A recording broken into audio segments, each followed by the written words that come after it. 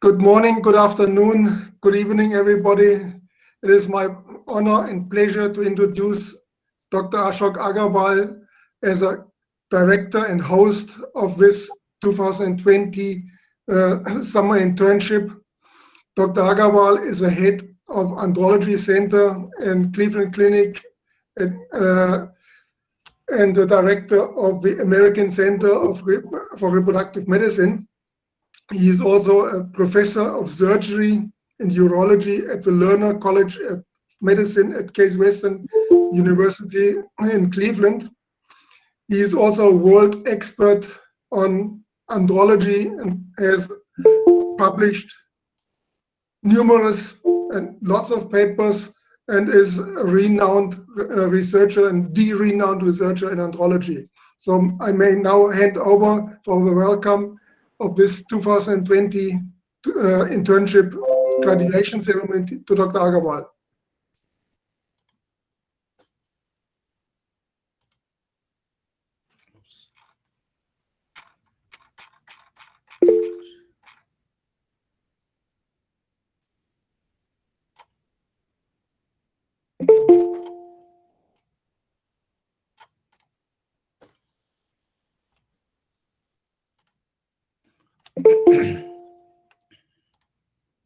Good morning, everyone.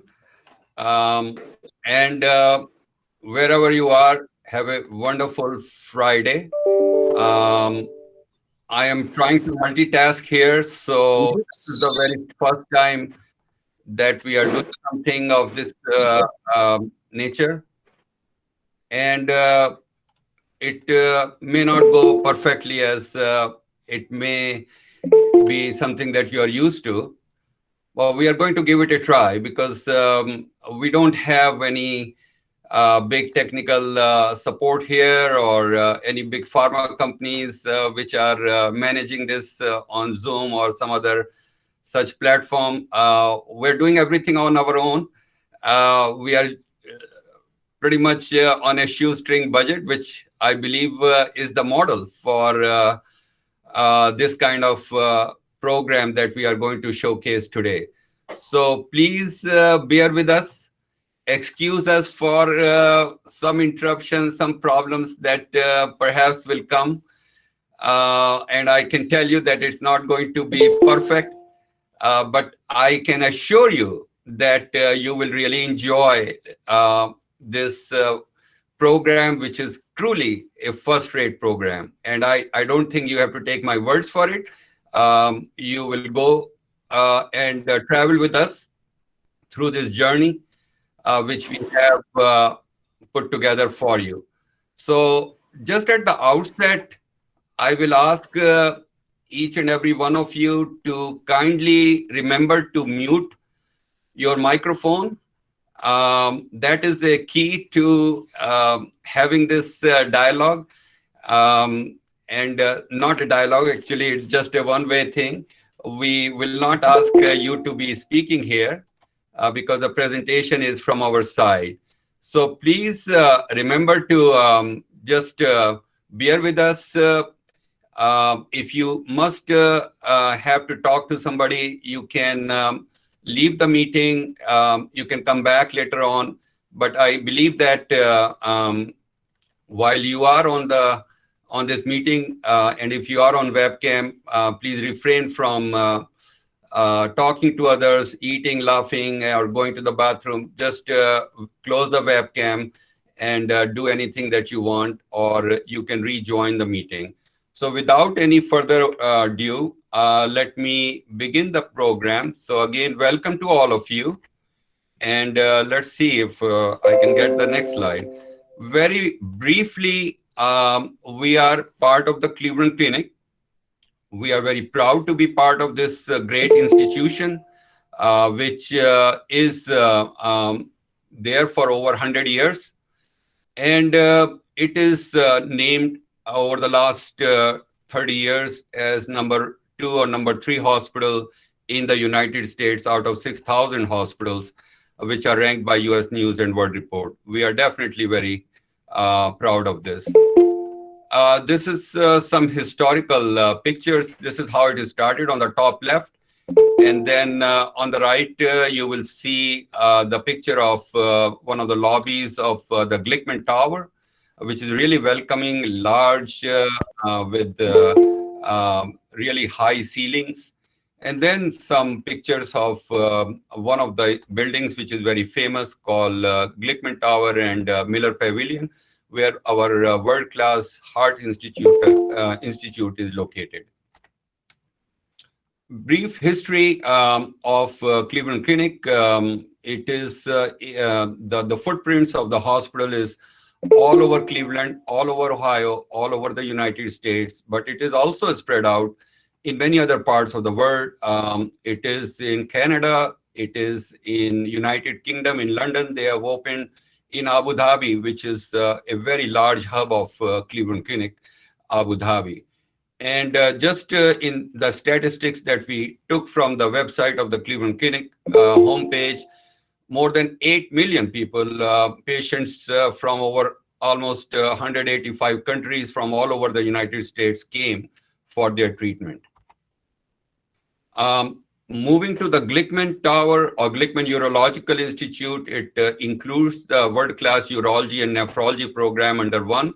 You will see in the picture, the one on the left, the taller building is the Glickman building, which was built about 10, 15, 12 years ago by our late chairman, Dr. Andrew Novick, a very famous kidney surgeon. And it is ranked over the years as number 1, number 2, number 3 program in the United States. It's extremely competitive.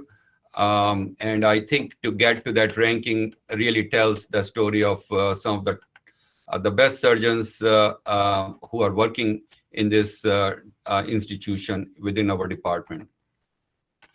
Moving to the American Center for Reproductive Medicine, which is a small part of the large Department of Urology.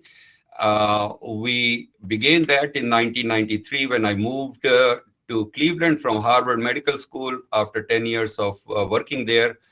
And it has been over 28 years that this program was started. We have a program with a variety of things that we are doing. And it really has attracted a very large number of scientists and researchers and physicians for a variety of training that we offer. Our vision is to be a premier center for researchers.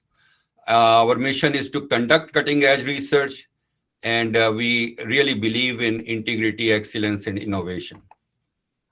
This is our team members. Some of the key people here, Dr. Sharma, who we hired after I joined here, and in 1994, he's been there for almost 26, 27 years. Dr. Sejal Gupta, she is a gynecologist by training from AIMS, and she has been working with me and now in charge of the clinical andrology lab. We have 3 andrology labs located in different parts of Cleveland. These are our alumni who have been who have worked with us, the summer internship, which began in 2008, and it's almost now 13 years. So a very large number of interns from all parts of the United States and over 24 countries have come during the summer each year. And we used to hold this during the months of June and July. So these are the pictures of our interns. Certainly the program is very well recognized in terms of its excellence in research focused on male infertility and reproduction. And we have one of the highest H index, which tells that the program is very well ranked according to the Scopus. These are the latest numbers. For many of us who are working in this field, they can recognize getting even a small number of H index is extremely hard because it depends on who's reading your articles, who's citing your work. So it is not dictated by how many articles you publish. So it is really, I think, tells that our research is well liked around the world. This is the number of publications over the years since the Scopus numbers tells or tracks. And we have the largest number of publications in the world in the area of reproductive research in male infertility, andrology, and human reproduction. And this is validated by Scopus. The second largest is about 200 or 300 articles less. So we are certainly at a position which we feel very proud because of the contributions of hundreds of researchers over the years. These are some of our collaborators who have worked with us and are working with us. And you can see many of them are here during this in this event. But we have been collaborating with researchers from all over the world. Again, these are the collaborating countries where we have the largest number of publications. Brazil is one of the top, but also many collaborating institutions where we are working together. Our research mainly is published in the area of medicine, and we have largest number of main articles are original articles, which really tells that the research is vibrant, and it is really, I think, we are not just writing book chapters and reviews. We are conducting actual original novel research, which is the engine of any kind of innovation. And it is the toughest things to do in any program. And these are the number of citations over the years. We have over 36,000 citations according to the Scopus. According to Google Scholar, I think our number of citations have gone up to over 76,000. It's just a different ways of looking at the citation. Citations are those which are publications, our publications cited by other researchers when they are writing their articles. And these are some of the top journals where we have published our articles, as you can see in the number of citations. We have very large number of articles in top journal like Fertility Sterility, over 100 articles. And we know even now that publishing even a new article is not a sure shot. Even after publishing so many articles, we have to work extremely hard to publish these articles. So it is, for many of you who are in this field, know that publishing an article is very hard. A number of research collaborators who are really what makes us so good is the friendship and collaboration of researchers and scientists and clinicians from all over the world. And these are some of our researchers, and many of them are here in this meeting. So I conclude here, but let me now introduce my next speaker. And if I can...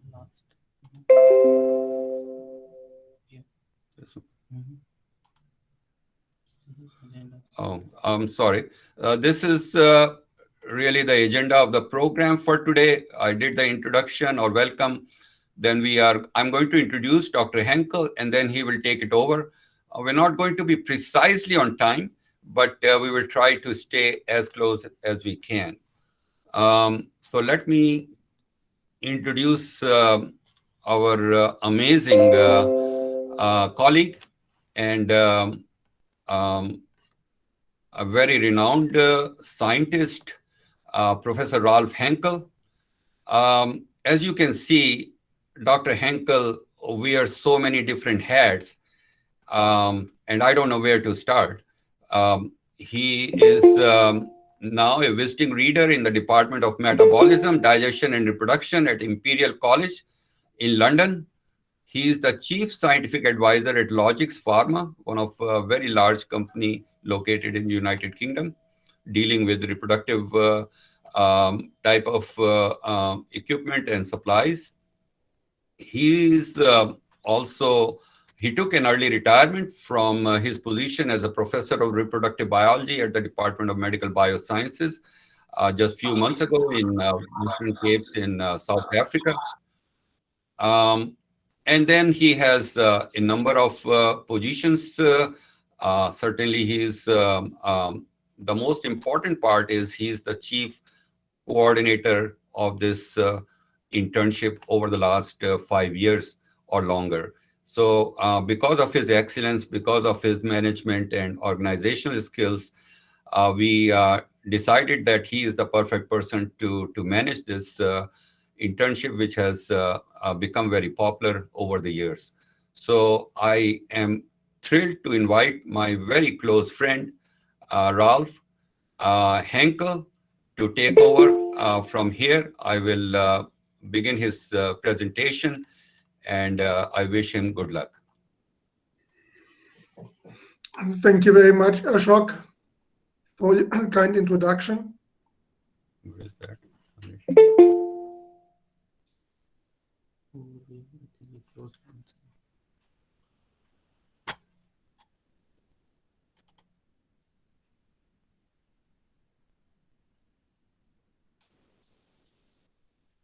Just a second. These are big slides. A lot of pictures and things like that. So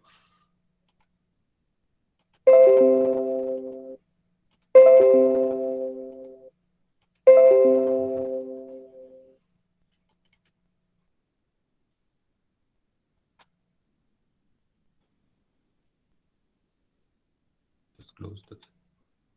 Let's see. Okay, Ralph, it's all yours. Yeah. So welcome everybody once again.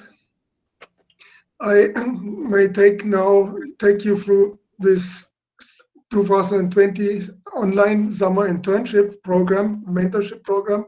Next slide, please.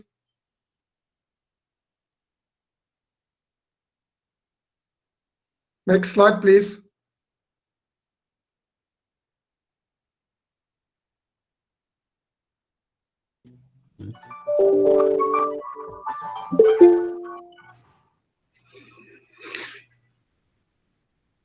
Yeah, that is a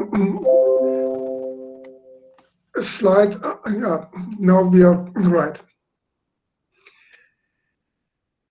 The American Center for Reproductive Medicine is a world-renowned institution for andrological research, and the mission is to produce cutting-edge research in human reproduction and male infertility, with special emphasis, of course, on male infertility, and also to train physicians and scientists in this specific field, so that we can, and that these scientists and clinicians can then give with knowledge back to the patients and their students.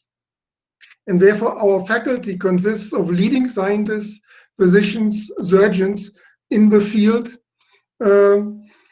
We have more than 13 years experience with an internship program where we trained more than 300 students in initially hands-on laboratory research and critical thinking, public presentations, public speaking, and of course also writing and biomedical statistics.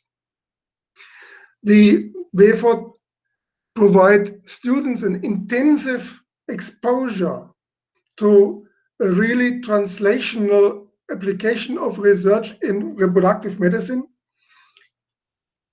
And we get actually offer lots of experience, and that these students can really immerse in a state-of-the-art research environment. This is, as from this year, is a little bit of different. That's why this is now a virtual mentorship program that we did. But hold on, go back, please. Where we train the students in the art of science and conducting research, clinical and basic. And then, of course, this goes together with mentoring. Renowned researchers are there to train these students at this world-class institution. And we also develop a solid foundation for research or clinical track record to build in the field of reproductive medicine. Next slide. The goals of our program is to encourage students to consider a career in medicine or in reproductive medicine or any related field. We offer a wide range of high quality experiences. We work alongside with reproductive scientists worldwide, and particularly this internship this year spanned right from San Francisco on the west coast of the United States right over to Malaysia. So it's 12 time zones were included, and that was actually making it very unique. We have reproductive biologists involved, gynecologists, andrologists, and urologists to round up the whole experience and to give a whole experience to the students. They will then learn fundamentals of scientific writing, which is very important for further career development, and understanding of reproductive research and how it is conducted. Next slide, please. Next slide. Since the internship program started in 2008, Dr. Agarwal and his team and Cleveland Clinic were awarded repeatedly a scholarship of teaching award from the Case Western Reserve School of Medicine. And in the end, they said, no, we cannot give you more because we can only give you 3 times this award. So, but you are so excellent, we gave it to you 3 times already, but we are sorry, we cannot do it more. But this excellence and the strive for excellence continues. And all over these years, like I said, more than 300 students were trained coming from all over the world. Next slide. Next slide. We planned for this year as normal a physical internship program, but then disaster struck and we sat with the problem of a worldwide pandemic of COVID-19. That in the end led us to rethink, stop all the preparations, and next slide. We had to revamp everything. We had to rethink everything from a physical program which was lab-based, and then with the training of speaking, of presentations, to a really online virtual program in this year of 2020. Next slide, please.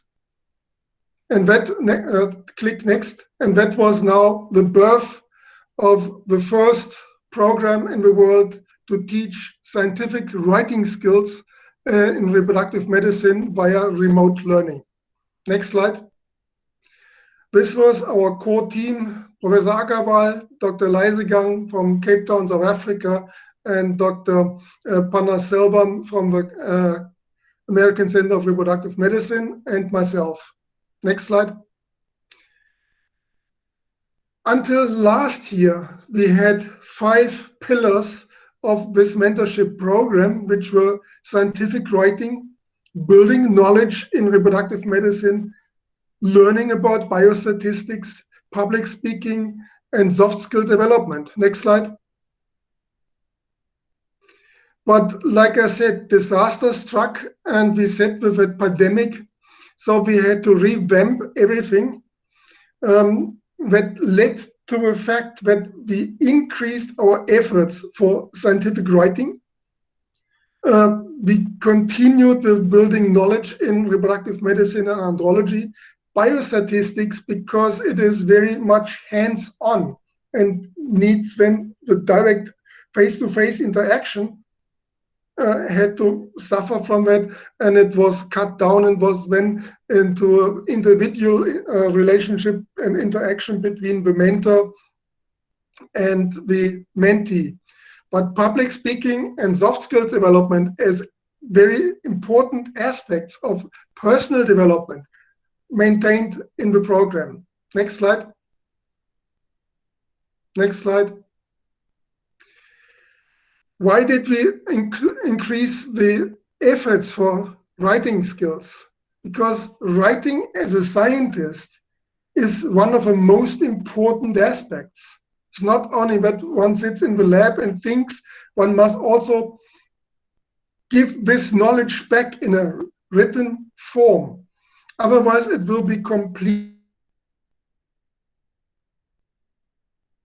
benefit to the author from the reader. And it's invaluable for the student as a mental discipline, because he or she must focus and think critically. So it enhances critical thinking.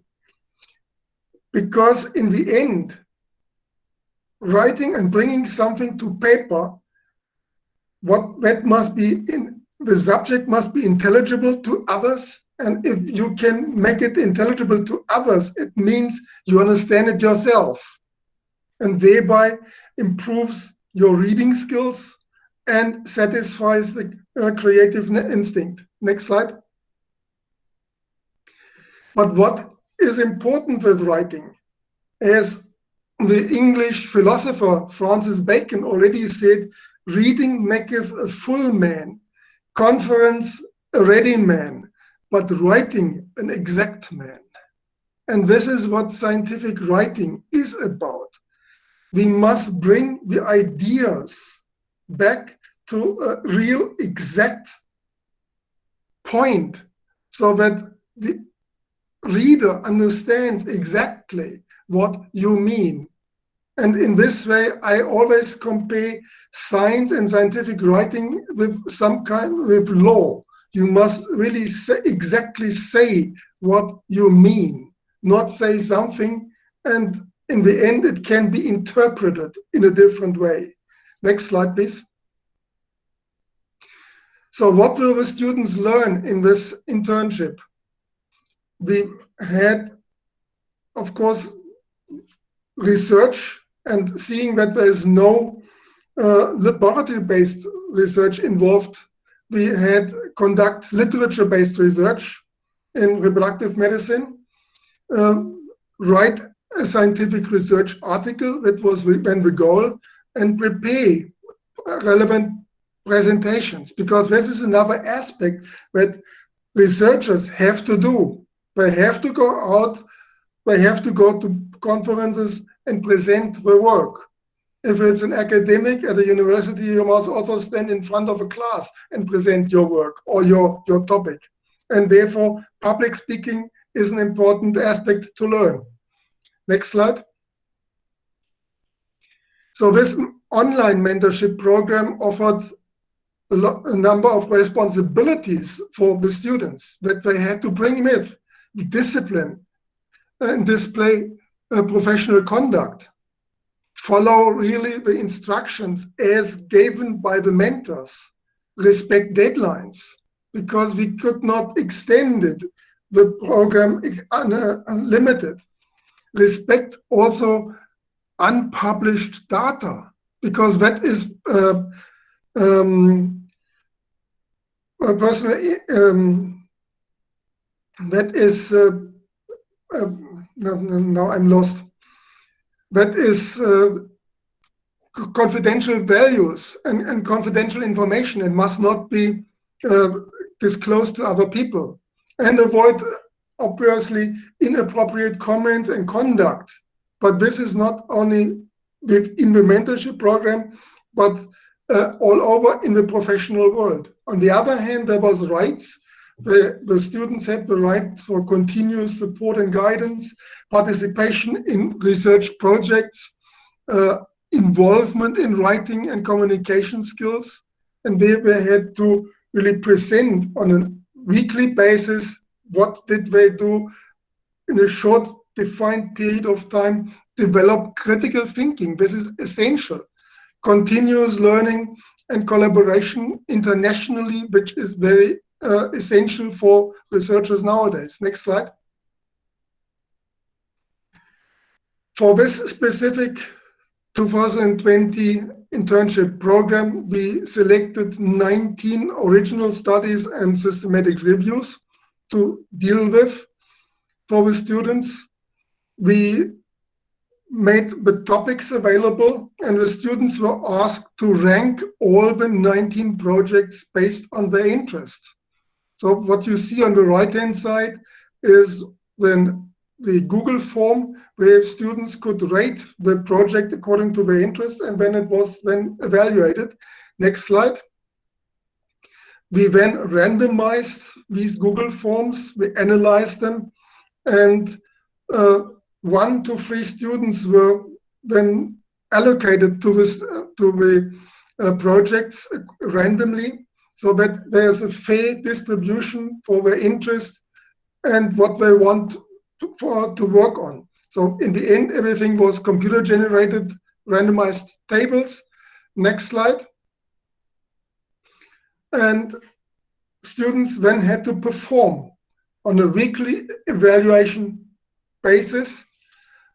From the beginning, there was multiple choice questions that was based on the ASA Andrology Handbook. Also, there was multiple choice questions for the weekly lectures that were given.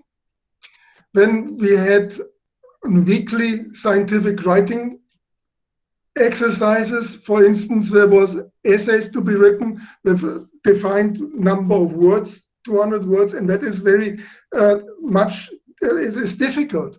From my own perspective, I had to learn it, and it was difficult to cut down always the words more so that the abstract was exact, and it did not exceed the number of words, but still said what I want to express.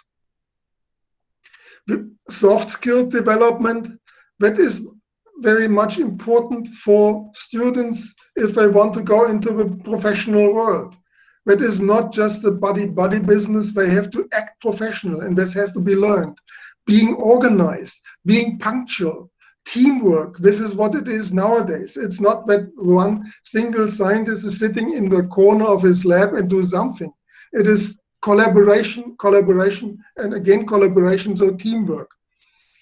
Curiosity, and from curiosity it starts with interest in the topic, and then the more curious one is, the better is the output. Then, because when there is the interest way, and this must then be communicated properly.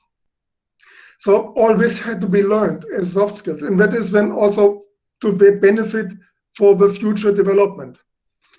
And of course, oral presentations. Like I said earlier, as a scientist or anyway in a professional world, one must be able to stand in front of a number of people and present the work and bring the message across. Next slide, please. So this is now what we wanted to do, and we then had also on a weekly basis a so-called virtual mentorship colloquium. In this colloquium, we provided 14 lectures by international colleagues on various clinical and basic topics. We had sessions in with Get to Know Your Mentor. We had Meet the Intern sessions. So that is basically to replace the personal interaction that we had in previous years with the students, where we could directly talk to them. Also, we recognized the top 3 interns based on the weekly performance. And on the right-hand side, you can see an example of these invitations and agendas for these weekly virtual mentorship colloquiums. Next slide, please.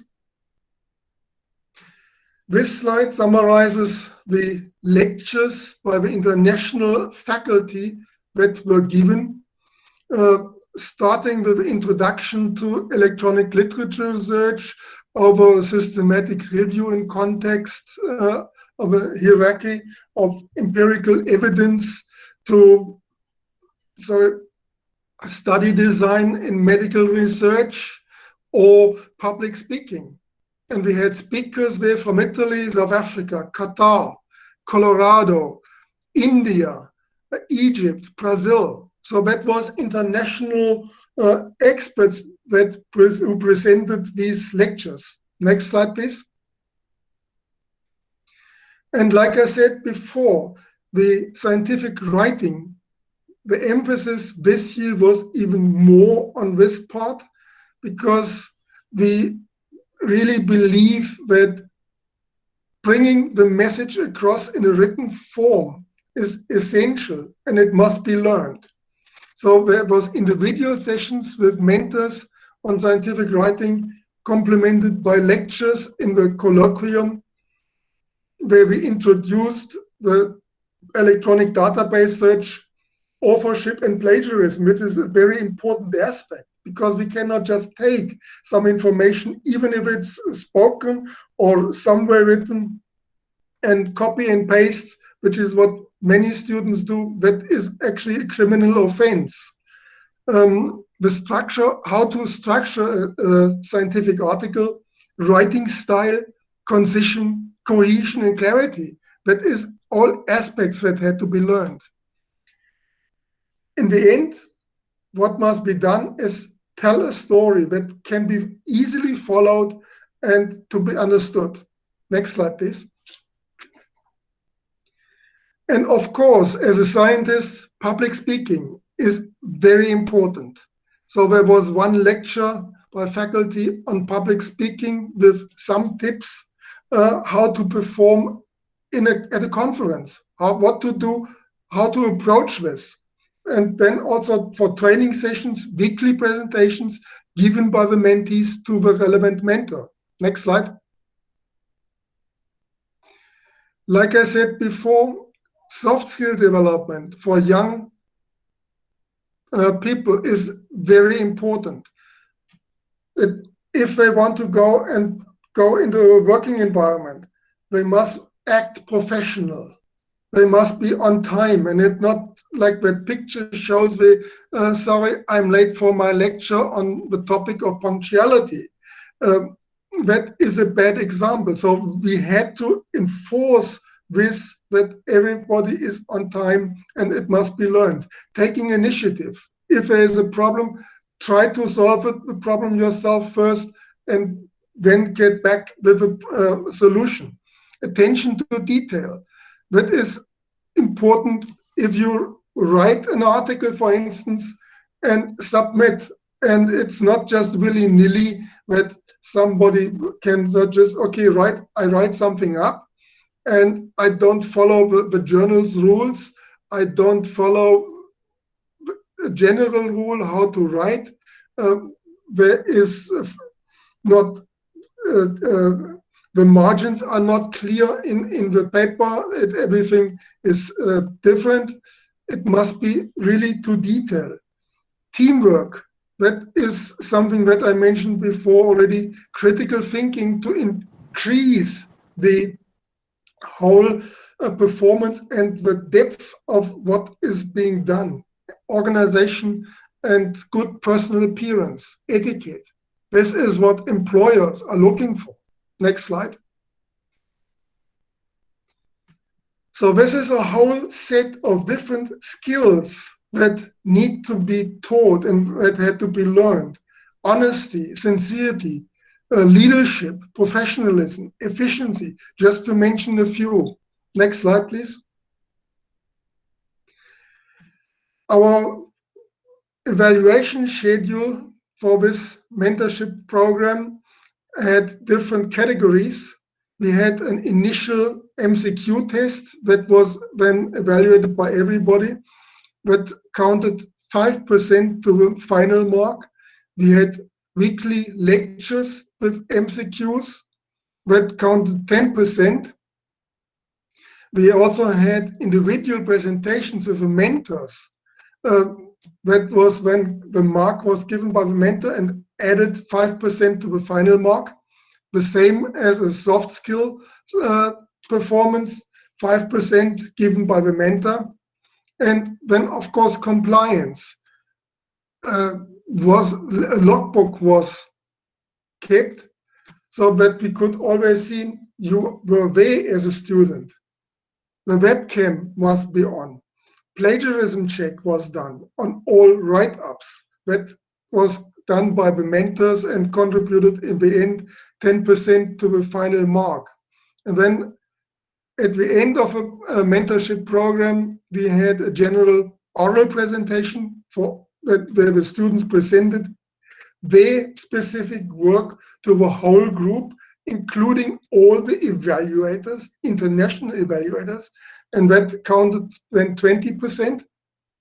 And the final write-up of a project was 45%. Next slide, please. students had to learn that research is not just a job, it's a journey and a learning process. And even Dr. Agarwal and myself, we are in the game for a number of years already. We are still learning. And I'm addressing now the students, you must not think that you learned now everything. Your journey to learn and to improve, to do research will continue, and you will learn on a daily basis. It will get more and more. So it is just, if you stand there at a conference, you should not be shy. And these pictures just show you some examples. So it's really getting used to it, getting trained. That's why we gave you all the tips, what to do, how to do it, to actually get rid of all the nervousness. This is what all of us went through. Next slide, please. And to go through this total new situation, like an online mentorship program with remote learning, that put demands on mentors and on mentees. So the ideal characteristics of mentors and mentees is, for the mentors, they must be good communicators. We cannot then just sit via thousands of miles being apart and then, okay, do something, and then the student does not know what to do. We must be enthusiastic. We must have the expertise, the knowledge, and the ability to give honest and direct feedback. And of course, when the student must be able to receive that feedback, we must be objective, we must be approachable, and we must be encouraging, because sometimes research is not a straight line. There is not a straight way, a pathway. There are lots of obstacles, there are lots of stones in your way. And students have to learn how to walk around these obstacles. So they have to be motivated. They must have a motivation to succeed. They must show respect to the mentors, to the fellow students, to other colleagues, time management skills, resilience. That is what is necessary. They must be organized to be in time and do the proper job. And that is really, it is hard work. And students need to understand that and need to learn it. And they must like what they do, because if you like what you are doing, you do it with enthusiasm. And then it is easier, and you're more willing to put in more effort, and then you're more likely to succeed. So also, like I said before, from the mentors, good communication skills and have a positive attitude. Next slide. Before coming to the end of my presentation, I would like to thank everybody who is making this mentorship program possible. It's a whole long list of colleagues, and the next slide will show you some of the mentors from the online mentorship program. It's Dr. Agarwal, myself, Dr. Lizegun, Dr. Panaselvam, Dr. Sharma, Dr. Gupta, Dr. Majzoub and Dr. Arafah from Qatar, and Dr. Al-Badizi from Qatar, and Dr. Pushparaj from Saudi Arabia, Dr. Finelli and Ms. Barbarossi. Next slide. Dr. Sengupta and Dr. Dutta from Malaysia.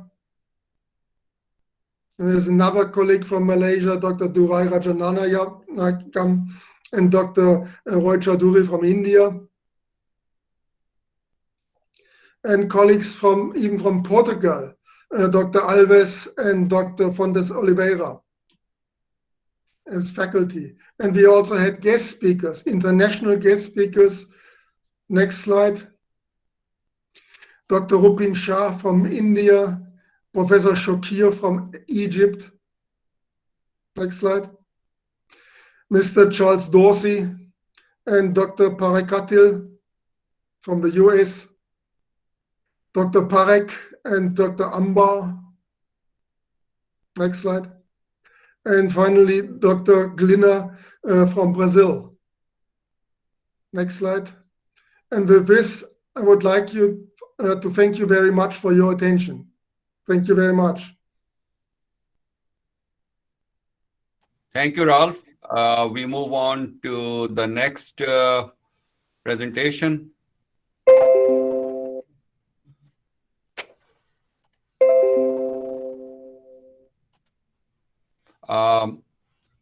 Ralph, you have to introduce the next set of speakers before they begin. So now it's my honor to introduce Dr. Ahmed Majzoub from Qatar. He is a well-written urologist. He is on the Arab board of certified urologists. He has also a fellowship in andrology and male infertility from Hamad Medical Corporation. He provides endoscopic, microsurgical, reconstructive and prosthetic surgeries for patients and urological conditions. His special interest extends to management of chronic pelvic syndrome. He published more than 120 research articles in peer-reviewed journals. He also served as an editor for international journals, and I welcome him to speak for the next few minutes. And then he is also Dr. Christian Lizegun. He is from Cape Town, South Africa. He is a doctor in natural medicine and has a PhD from the University of Western Cape. He is currently teaching pathology, general medicine, and clinical diagnostics alongside with research methodology. He is involved in research in andrology, obesity, metabolic syndrome, and their impact on male reproductive functions. He authored 13 articles, of which 9 are original articles, and has already 10 book chapters.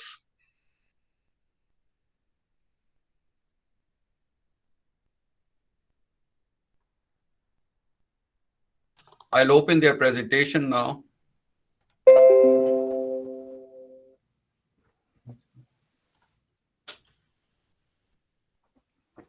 So I'll ask Dr. Ahmed to take over, and then it will be either maybe Chris will start, I don't know. So please take it over. Yes, Professor Agarwal, thank you for the invitation tonight and the opportunity to speak at this event. And yeah, I will start off the presentation in the first slide and hand over to Dr. Majzoub to take us through the project. So welcome to everyone tonight. I hope you're having a fantastic evening and your connections are working, and thank you for being here. So yeah, this is just an introduction to scientific projects, and our opening slide is just to give an indication as to how we went through the project selection process. So we had 16 mentors who wanted to be part of the internship, as well as co-mentors, and they developed 26 scientific writing project proposals.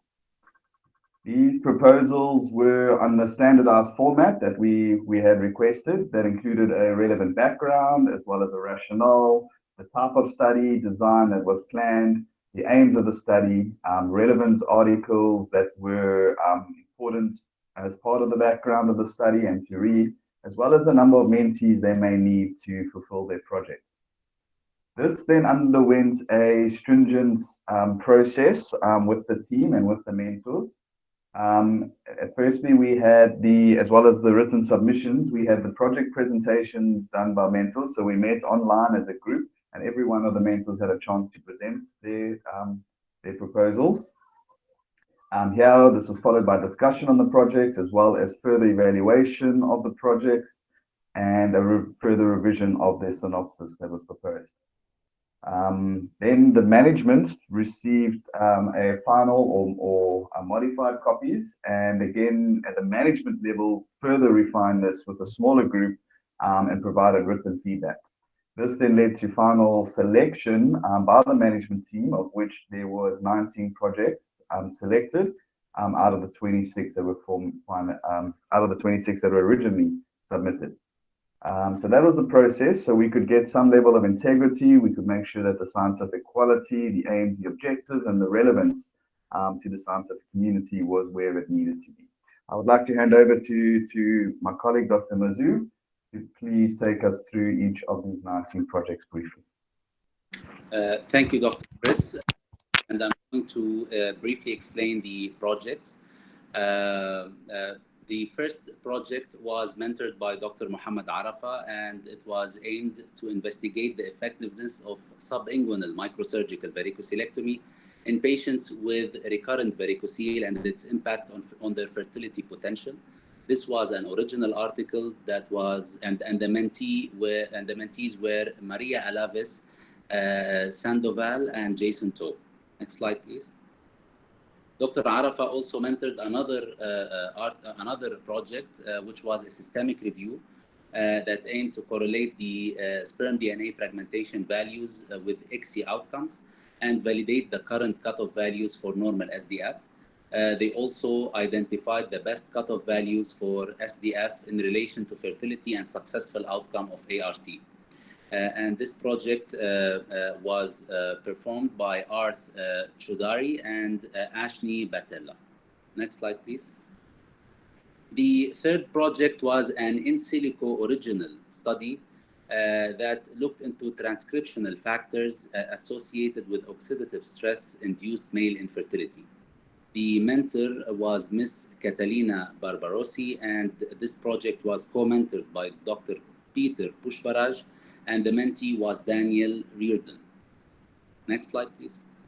Dr. Haytham El-Bardisi mentored two projects. The first one was an original article that evaluated sexual function in end-stage renal disease patients. And the authors looked into the effect of treatment of hyperprolactinemia on sexual function in this subset of patients. And the project was performed by Christiana Daniel. Next slide. Dr. Haytham also performed a review article that investigated the effects of advanced male age on basic and semen and advanced sperm function tests and how it can affect outcomes of ICSI cycles. The mentees were Neha Singh and Bridget Betts.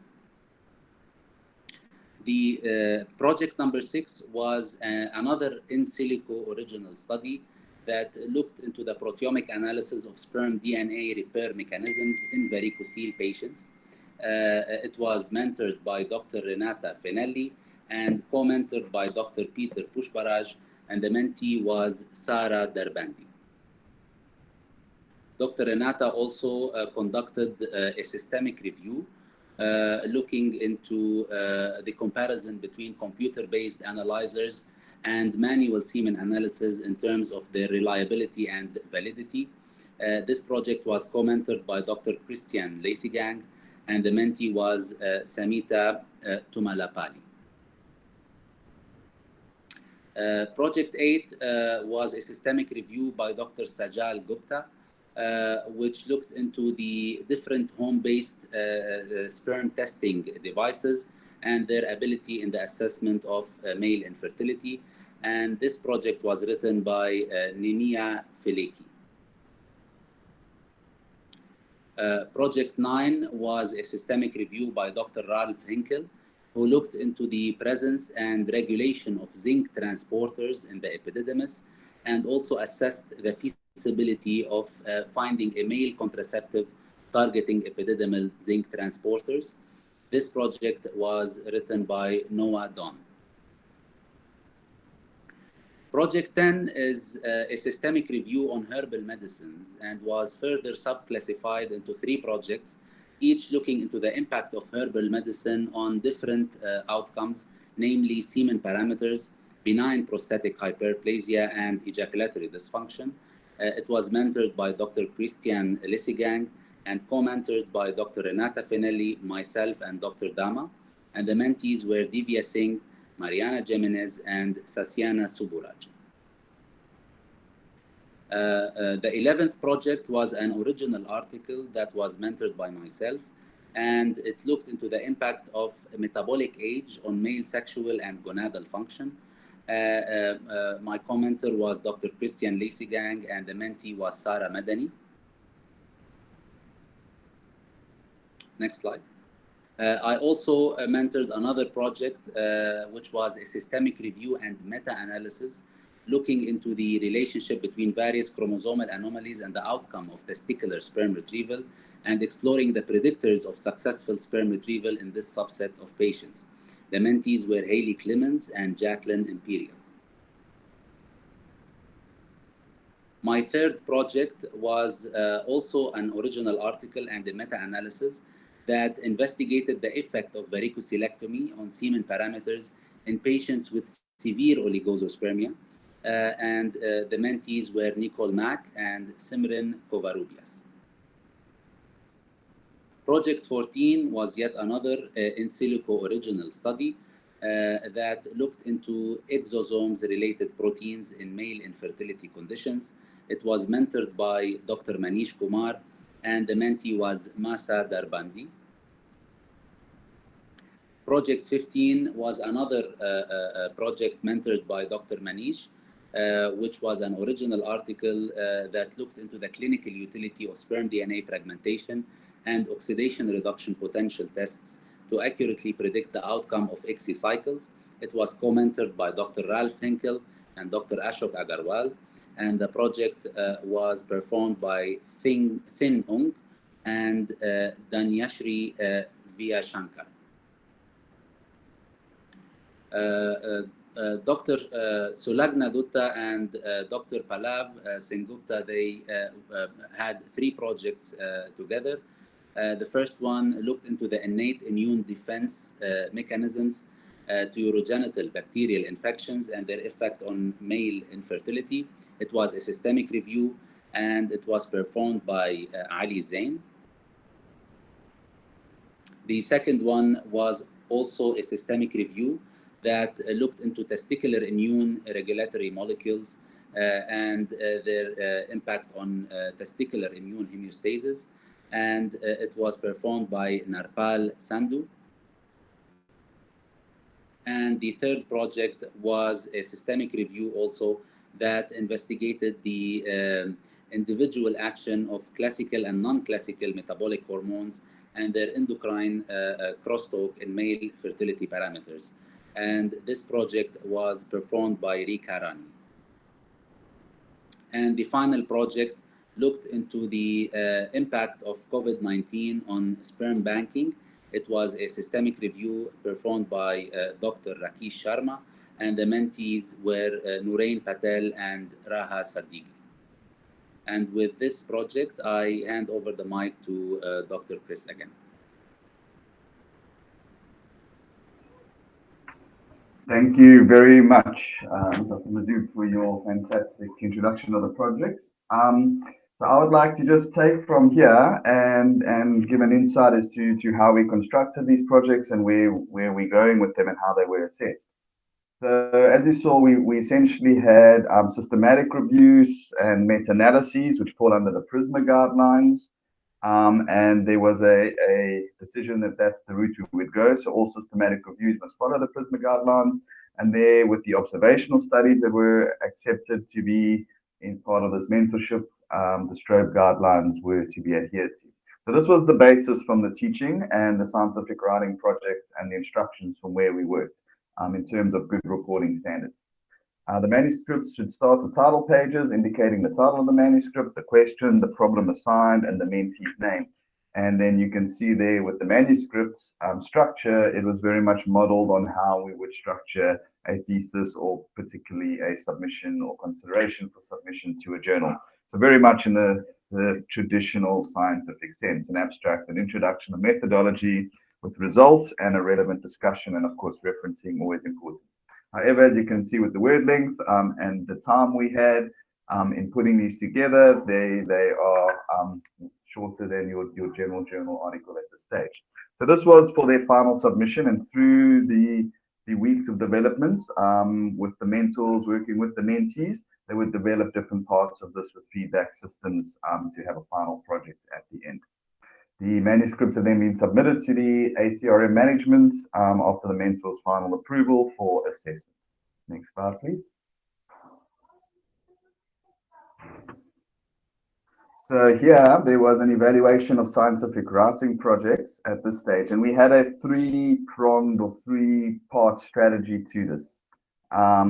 Scientific writing evaluation sheet, which we'll take you through. So here we did a rubric-based scoring.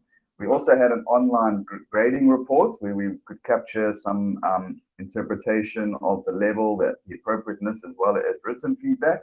And then within the manuscripts themselves, there was feedback given by each of the judges.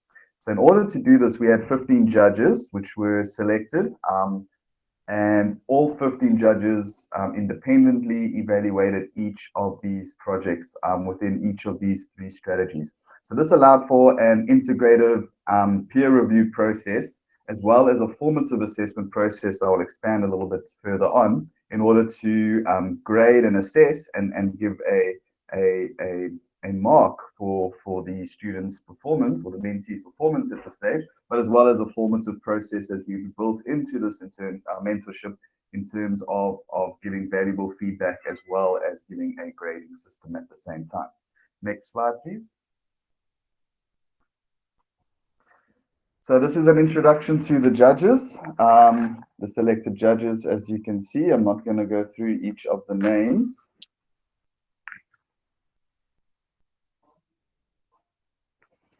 So we had, maybe at this stage, let me just give an appreciation, please, to all the judges that have contributed to evaluating these student writing projects, because with 28 projects with each of the 15 judges, there was a lot of important work to be focused on. So thank you very much.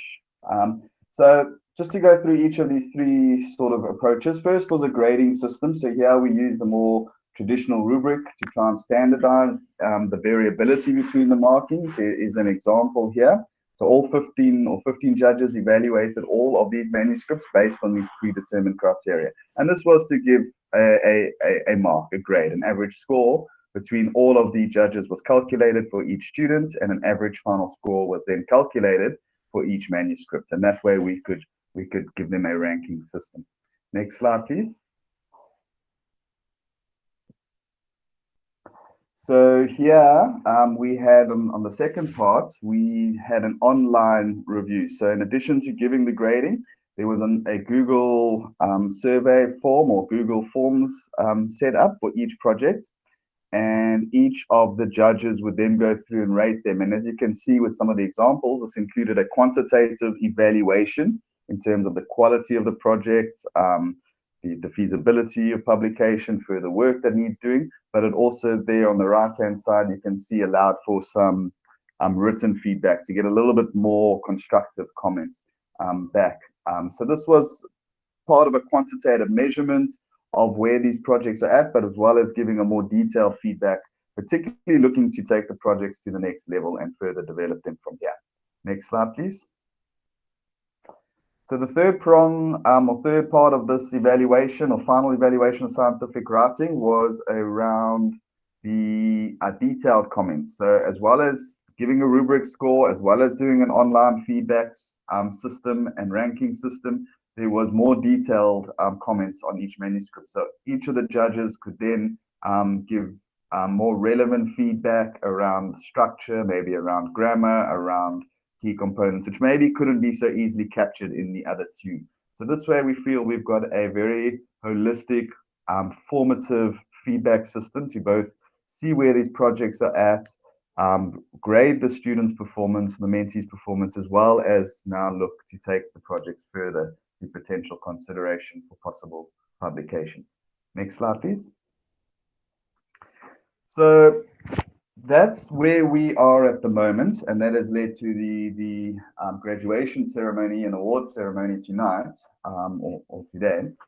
But we would like to look forward and we'd like to look in the future. So from this point, we're going to be looking to revise these manuscripts. So we have a next step before we can consider possible publication, which is now revision of the manuscripts. So each student will receive a revision, feedback from each of the judges in terms of various comments provided. And the mentees alongside the mentors will then be tasked to respond to each of these comments and concerns raised, as well as maybe extending certain areas of the manuscript for to take it to a publication level. So revision will be conducted to address the feedback given by all the judges. A final revision will be created by the mentees, which is then similar to this peer review process. And that's what we're trying to simulate and give experience at a more informal level, as well as improve the manuscripts before the mentees are in a position to consider submitting for publication. Next slide, please. So these could be some examples of final revisions. So essentially, it would be how you respond to your reviewers. The mentees will rank all the different comments, and they will go through them in a table form or some other format and address each of them and provide them the corrections they made, what action they've taken, and possibly maybe where applicable, some sort of rebuttal. And that would be expected. So we will continue to build on this idea of adapting to feedback, the formative learning process, critical thinking, and those sorts of scenarios or outcomes. Next slide, please. So this may be repeated 2 or 3 times. Ultimately, when the writing project has been adapted, it would be resubmitted to management and it would be reconsidered. From that point, the editorial panel at the ACRM may provide further feedback, and this may go up and down until there is a general agreement that the article is now ready for possible submission to a suitable journal. The flow diagram on the right would then be a part that many of us might be familiar with. At this stage, you would submit, you would select your journal, prepare for that specific journal, and submit to the editor. There would be initial screening. This could be sent back immediately, or it could be sent for peer review. At that stage, there might be feedback, which could be outright rejection, major or minor revisions, and that might go back and forth until there might be a publication accepted. So just a brief insight. But that would be, of course, now outside of the ACRM, and we would want those articles to be, or those manuscripts to be ready for the peer review process. And that's the overview of the next phase. Next slide, please. So just a little bit in closing on some of the previous outcomes that have occurred with the summer mentorship between 2008 and 2020. So within the hands-on approach, so to speak, where we're all in the same rooms, venues, and we can engage on multiple levels, these internships have provided a lot of benefit to students over the years, and one of the outcomes of these is also potential publications for select projects and students that merit that level of outcome. So, and you can see here how successful the ACRM has been within this endeavor, and as one of the ways you can measure the impact of these mentorships and internships over the years is by looking at publications. Over the last 14 years, there's been over 150 research articles, both original data as well as reviews that have been co-authored by past interns, and they've been published in and indexed in peer-reviewed accredited journals. So this is an outstanding and excellent track record. And of course, even though we've shifted online, the focus from the ACRM and the mentorship this year is to continue in that tradition to take projects to that level of outcome. Next slide, but I think that is the thank you slide. So thank you very much for the opportunity to present this data and this information to you, and thank you to the team for this opportunity to be involved with this mentorship this year. Thank you very much, Chris and Ahmed, for excellent presentation and explaining the process involved, which actually is very important for the audience to understand that there is a very robust process that was developed in the beginning, and we kept on fine-tuning and improving upon it as the time went. So what you saw here is really the the final steps that we all agreed and had a great consensus on seeing that this is practical, this can be done. And our focus has been to provide real-time, real experience in research, not something just for the training purposes, but actually each and every article that the students have worked out of 19 projects, we plan to, over the course of next several months, take them to the final stage, and some of them will take shorter intervals of time to make the necessary revisions as recommended by 15 judges, and others may require more work. So our goal is to really publish all 19 of those articles in the coming months, and hopefully we will be successful. So the quality is number one in our mind in developing each and everything that we are doing, and that is, I think, we want to convey is that there is no shortcut to doing anything that you want to do that has to be of high quality and can be published in a peer-reviewed journal. I think we all agree that publication in peer-reviewed journal is extremely competitive and extremely difficult. So if anything which is less than perfect, it will just be relegated to poor quality journal, or it will not be published. We all know, despite publishing hundreds of articles, that publishing the next article is very, very difficult. And many times our articles are rejected. So we want to teach the students the process and not to feel that just writing an article is the end of the story. There is a lot of struggle, a lot of frustration that comes with it, and they will be facing those things. And let's go now to the next part, which is to give the actual certificates to the students. Which one is that?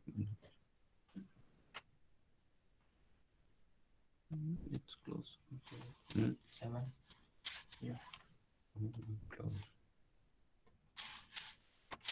Hold on, please. I'm just trying to open the presentation. We have multiple presentations open, and they are really, really large files. So, open. It's opening.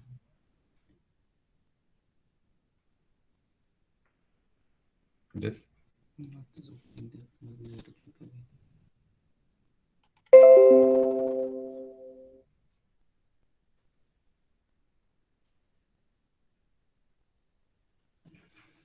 Okay, so this part of the presentation that we are going to do is going to be a little bit tricky in the sense that we would like to celebrate this phase of awards, or not the award, but the certificates of graduation that we are going to give.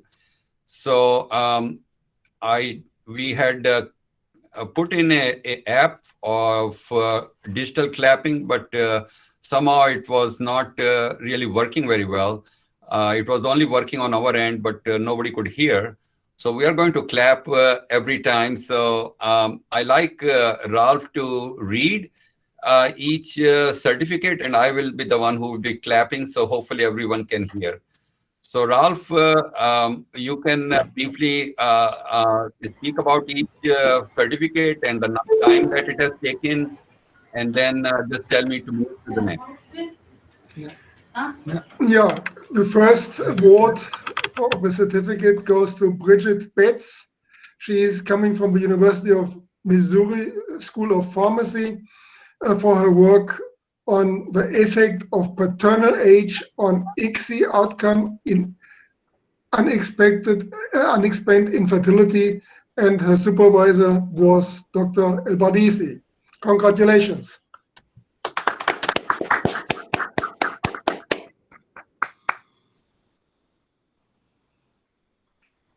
The second mentee is Ashni Bartella. She comes from the University of San Francisco in the US, and she gets the certificate for her work on defining sperm DNA fragmentation cutoff value in correlation with assisted reproductive outcome under the supervision of Dr. Mohammed Arafat. Congratulations.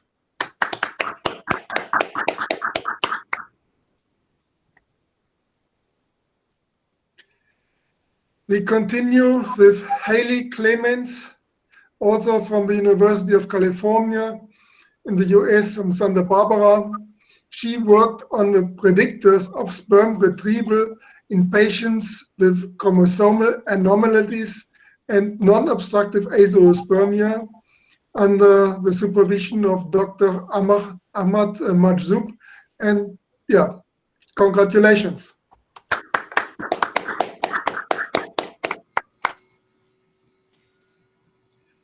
We continue with Tin Ong, University of San Francisco, the US, on work on prediction of successful ICSI cycles by oxidation reduction potential, ORP, and sperm DNA fragmentation, SDF analysis, with a supervisor, Dr. Manesh Selvam. Congratulations.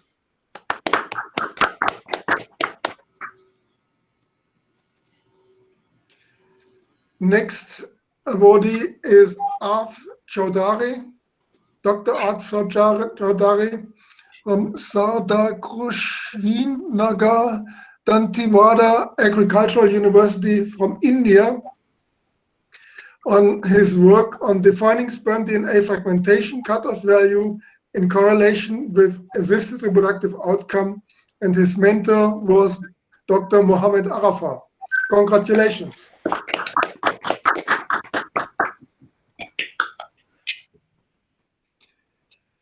We continue with Simran Kovarubias, University of San Francisco in the US. She worked on effect of microsurgical varicocelectomy on fertility outcome and treatment plans of patients with severe oligospermia, an original report and meta-analysis under the supervision of Dr. Ahmad Majzoub.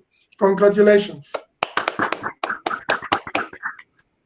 I briefly want to tell that at the bottom of the certificate, you will see the learning components, which tells what are the elements of their learning and the total number of learning time that each student was awarded.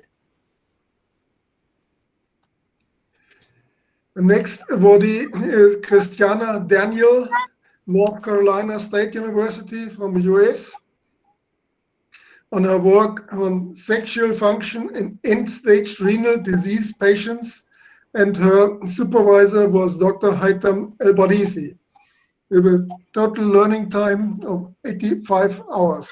Congratulations.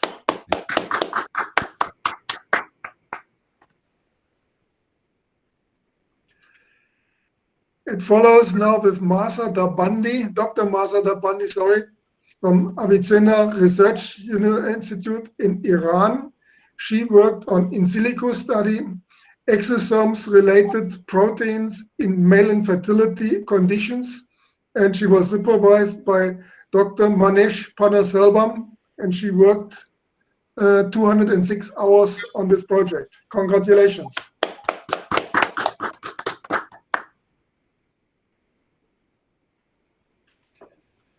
Followed by her sister, Zara Dabandi, Dr. Zara Dabandi, also from Avicenna Research Institute in Iran, on the work in silico study, proteomics analysis of sperm DNA repair mechanisms in varicocele patients, supervised by Dr. Renata Finelli, with a total learning time of 265 hours.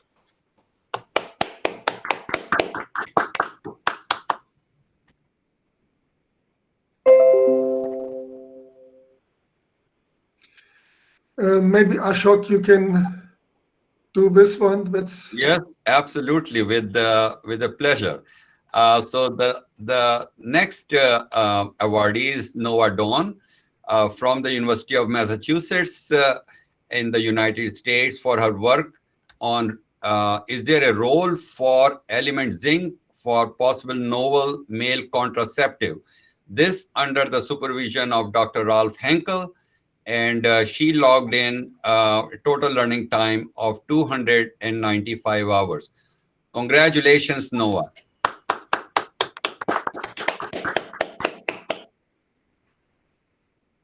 So I continue now with Nahemia Felika from the University of San Francisco.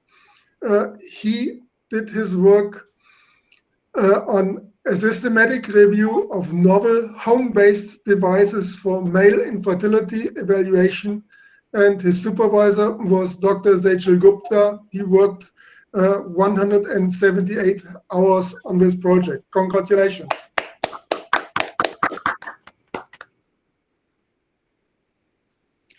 The next awardee is Jacqueline Imperial, also from the University of San Francisco, on the work on predictors of sperm retrieval in patients with chromosomal anomalies and non-obstructive azoospermia.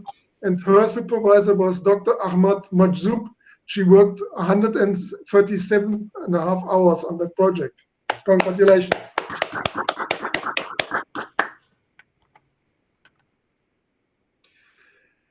Then we have Mariana Jimenez, University of San Francisco. Mariana worked on the project Herbal Medicines used in the management of male reproductive system disorders, systematic review under the supervision of Dr. Christian Lizegun, and she worked 153.25 hours on that project. Congratulations.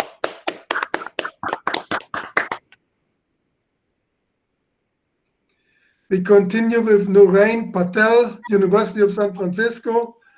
The project was the sperm banking and COVID-19, the new landscape, under the supervision of Dr. Rakesh Sharma. Nurain worked 188.5 hours on the project. Congratulations.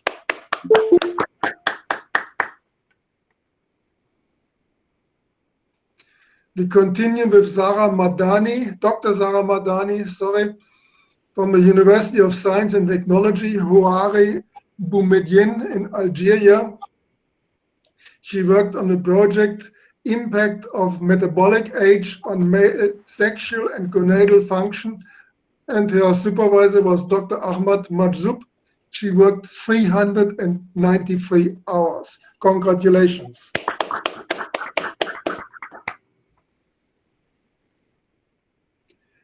Then we have Reika Rani from Magadh University in India. She did her work on metabolic hormones in male reproductive functions, regulators or disruptors.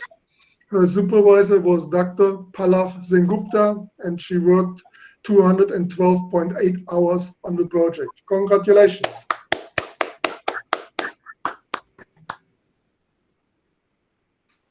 We continue with Daniel Riordan, University of Akron in the US. He worked on a project Identification of Transcriptional Factors in Oxidative Stress-Induced Male Infertility, an in silico approach.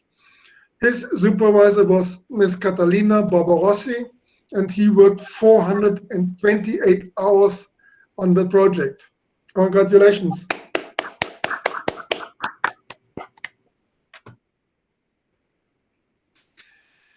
Then we have Raha Sadeghi from the University of San Francisco. Raha worked on the project Sperm Banking and COVID-19, the New Landscape, with the supervisor of Dr. Rakesh Sharma. She worked 247.75 hours on the project. Congratulations.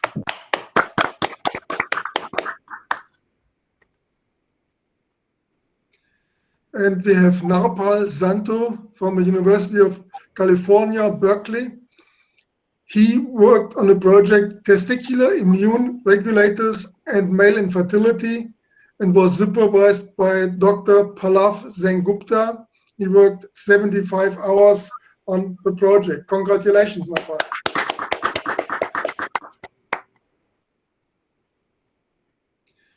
We have also Maria Aviles Sandoval, University of San Francisco, on the project Effect of Redo Microsurgical Subinguinal Varicosilectomy on Fertility Potential Case Series and Meta-Analysis. And she was supervised by Dr. Mohammed Arafat. And she worked 221 hours on the project. Congratulations.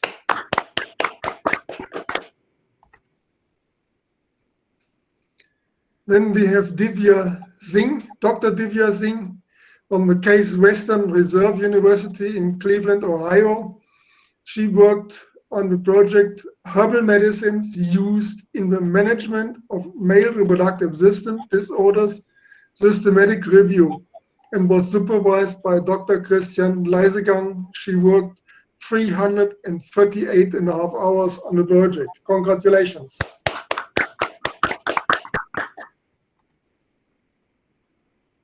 And we have Dr.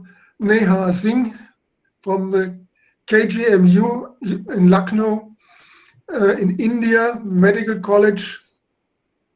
She worked on the project The Effect of Paternal Age on ICSI Outcome in Unexplained Infertility, and her supervisor was Dr. Haitham El-Badisi. She worked 214.5 hours. Congratulations.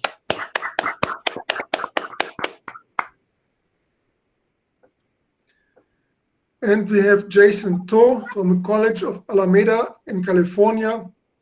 Jason worked on the project Effect of Redo Microsurgical Subinguinal Varicosilectomy on Fertility Potential, Case Studies and Meta-Analysis, and was supervised also by Dr. Mohammed Arafat, and he worked 259 hours on the project. Congratulations.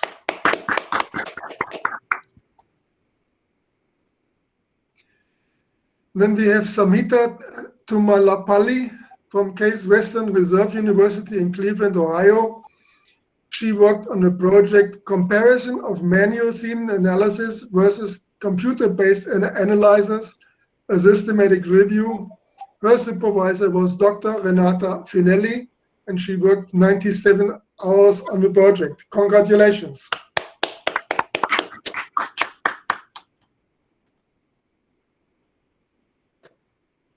And then we have Dhanvashri Vijas Shranka from ESIC Medical College in India.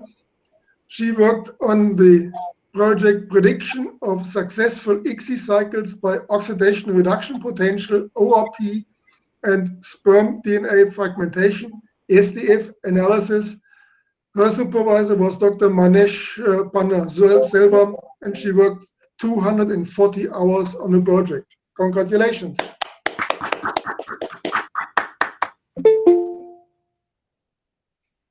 And then we have Ali Zain from the University of Mississippi.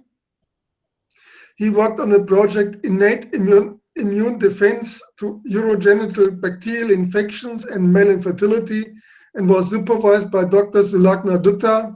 He worked 132 hours on the project. Congratulations, Ali. And that was it. And my congratulations go to all the interns for their hard work. And yeah, all the best for the future. Congratulations to everyone. And we move on to the next aspect of the program now. And we have some reflections from many of the interns. And I think the first one is by Bridget Betts. Bridget, you there? You want to speak for a few minutes? You have 3 minutes. Yes. Can you all hear me? Yep. Okay, great. Well, first and foremost, thank you all for taking the time out of your day to be a part of this celebration. It's really exciting to have so many guests with us today. And I believe I'm not the only one that remembers where they were when they checked their email and received their acceptance into the Cleveland Clinic American Center for Reproductive Medicine Summer Online Internship. In a whirlwind of uncertainty, this program really proved itself unique in the fact that they adapted to the quickly ever-changing virtual remote environment. And although I can only imagine the experience that the in-person summer interns received in past years, this online program was able to provide a comprehensive, involved, and enjoyable learning adventure, and perhaps a unique advantage of connecting researchers and students internationally across so many different time zones. So personally, coming from a background of little to no scientific writing experience, I was nervous at first about my competencies. When paired with my experienced co-mentee and highly esteemed mentor, I was even more nervous that I would not be able to keep up. I quickly learned that both my mentor and the program were patient and eager to see me grow as a student researcher. After completing the comprehensive entrance exam, aiding my understanding in andrology, I began work with my mentor and always received helpful feedback on my assignments, tasks, and writing. I can still remember the feeling of opening the first email that had said I'd improved a lot. The opportunities presented to me and the interns throughout this summer will help us develop into strong and prepared individuals in whatever we choose to pursue.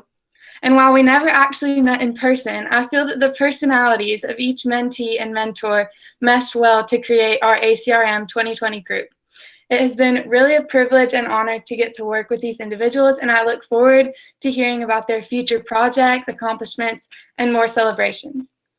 All that to say, I'm so very thankful for this mentorship program for fostering my love for reproductive medicine and developing all of us into stronger researchers, thinkers, and people overall. So thank you to everyone involved in this program, and congratulations.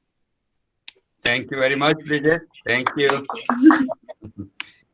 Okay, let's go to the next student who wants to share. And I think our next student with the reflection is Neha. And Neha, are you there? Are you ready to speak? Yes, I am, Dr. Agarwal. Okay, you don't have any slide, I guess. No. All right. Good morning, good afternoon, and good evening to all mentors, mentees, and guests alike. My name is Nahemia Felika, a junior from the University of San Francisco. I am deeply gratified to say some words of reflection about the 2020 Summer Mentorship Program in representation of my fellow interns. It all started on a day where I had received an email from our school's pre-health advisor about an opportunity for a summer internship. After a few weeks of the application and interview process, I was assigned a research topic and mentor based on the interests I had shared. Then my journey with the wonderful Dr. Gupta began. We looked into the world of technology and how it can supplement in the study of infertility in the project, a systematic review of novel home-based devices for testing male infertility. Through the guidance and mentorship of Dr. Gupta, I was able to substantially improve on my knowledge of scientific writing and research. Moreover, I also got the opportunity to volunteer as a student ambassador and work closely with some interns. This was a role established to maintain a healthy and harmonious weekly relationship. It was supplemented by weekly anonymous surveys to make sure that every intern is content and enthusiastic about what's going on. The relationships we have built with fellow interns have been tremendous, and I'd like to highlight some of my colleagues that have had a significant impact on my experience. I would first like to thank Mariana Jimenez for having my back through it all, Sim, Raha, and Nurain. I would also like to thank Bridget for providing guidance and support, along with Dr. Arth, Dr. Neha, and Dr. Sarah Madani for being great role models to interns in the early stages of our scientific career. I appreciate all of you, as well as every other intern that made this an unforgettable experience. I would like to thank Dr. Gupta, all the mentors, and the guest speakers for your selfless dedication of time and energy towards helping us to improve in the skill of scientific writing and increasing our knowledge and using very interesting and innovative lectures. I express my gratitude to Dr. Manish and Catalina for their relentless effort to keep the show going, and to Dr. Agarwal for being the glue that kept all the pieces together. It was a privilege to learn and be a part of this amazing and prestigious institution. I have no doubt all the mentees will take everything we have learned and utilize it for the greater good. I urge everyone to stay in touch and maintain the good support system we have built, and also celebrate each other at times of future success and prosperity. Finally, I would like to close this off by giving all grace and glory to God, as I would not be here without his vigilant protection and guidance.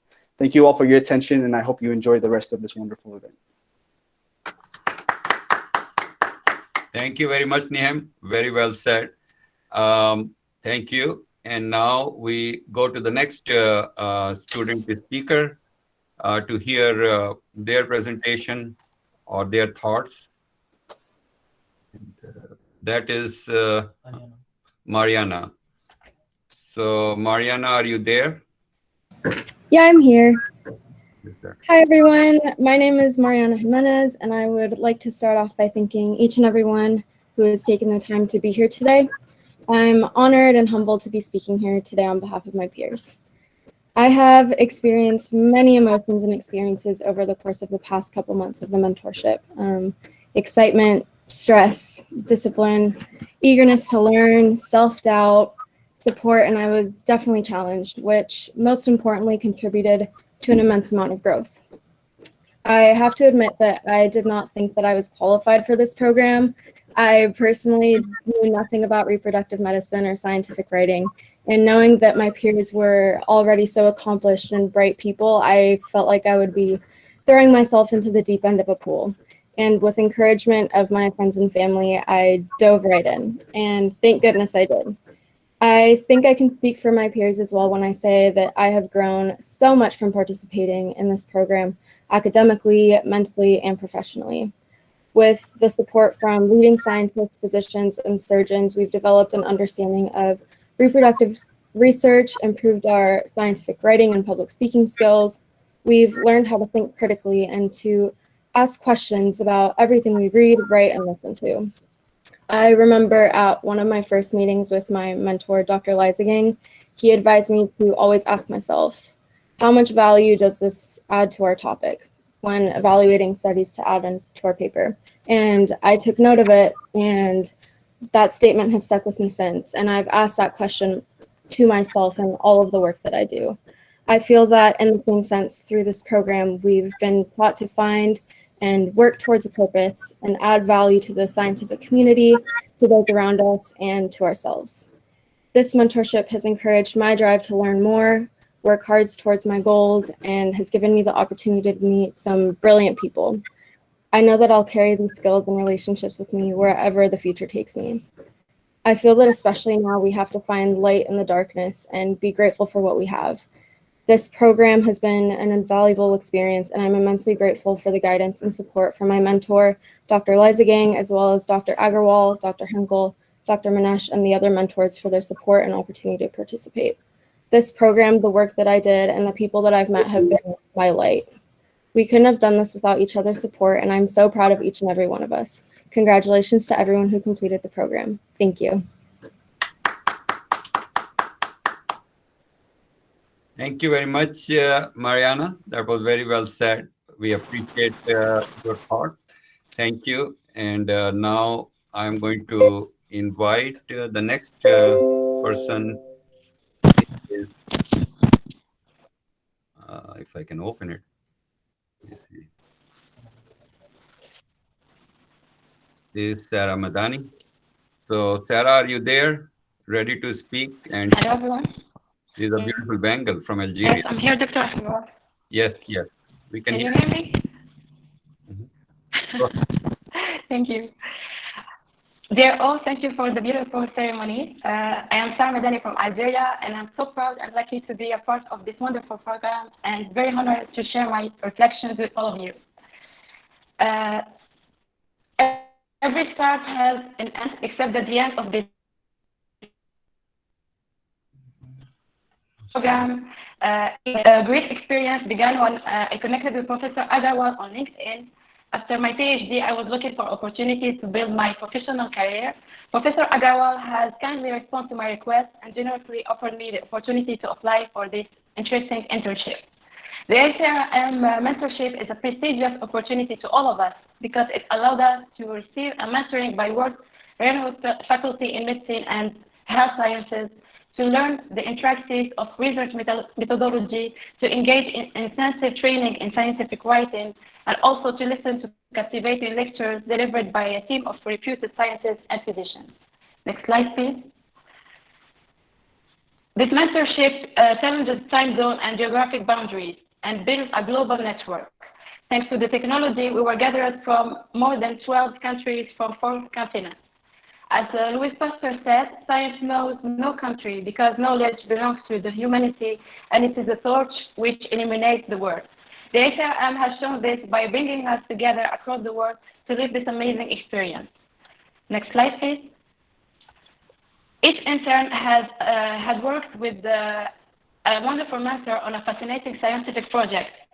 I had the chance to work with my amazing mentor, Dr. Ahmed Mazzoub, on a subject that links metabolism and reproduction.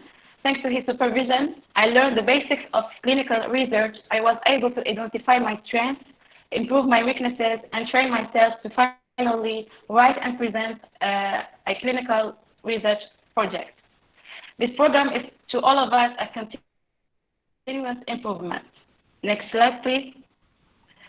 The ACRM mentorship is for us a life-changing experience because it didn't only increase our knowledge through the high quality of teaching we have received and practiced through the weekly assignments. It improved our experience in writing and presenting a clinical research project, but also it has forged our personal development by building our self-confidence, by teaching us the art of communication, improving our abilities of organization and time management, and above all, it allows us to have a better vision of our future goals. Next slide, please. I want to express my gratitude to our wonderful mentors. Thank you for teaching, inspiring, guiding, encouraging us, and above all, thank you for allowing us to have such a successful experience.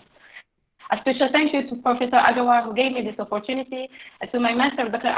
Ahmed Mazzoub, for his high quality of supervision. Next slide, please.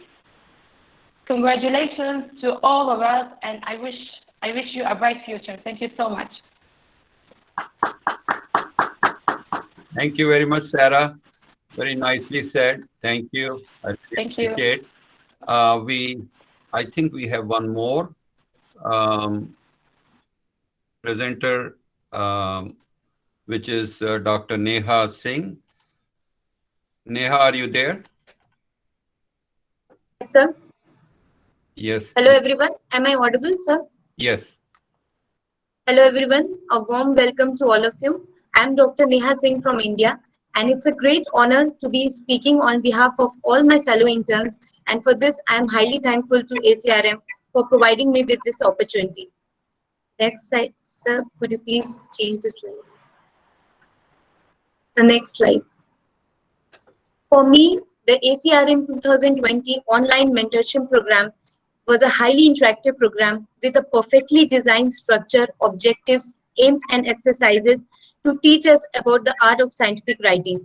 So much so that we never felt it that the program was online. It seemed as if we all were working as a team alongside.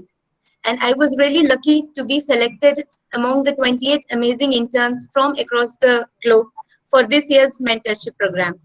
For this, I am highly thankful to respected Professor Ashok Agarwal sir and Professor Henkel sir, the mind and soul behind this mentorship program. And I would like to extend my gratitude to our esteemed mentors and all our international faculties who strived hard to provide us with the highest quality of education and learning experience in the field of scientific research. Next slide, please. If I can say it in the words of my fellow interns, the program means a lot for all of us. For some, it was inspiring, it was fulfilling, challenging, exciting, transformative, constructive, beneficial, fun, and many things. Next slide, please. I'm extremely obliged to all our mentors who are the pillar and strength of this program. The knowledge imparted and the skill inculcated in us by them will surely go a long way in our future endeavors. They skilled us in the art of scientific writing, gave us perspective and insight to do a research project, practical tips of presentation, public speaking. But apart from that, we learned the importance of global coordination, time management, research works, and many important life lessons. With this, I conclude and I congratulate all my fellow interns for graduating. Thank you, ACRM, for conducting such a wonderful program, and thank you all for gracing this ceremony with your presence. Thank you all.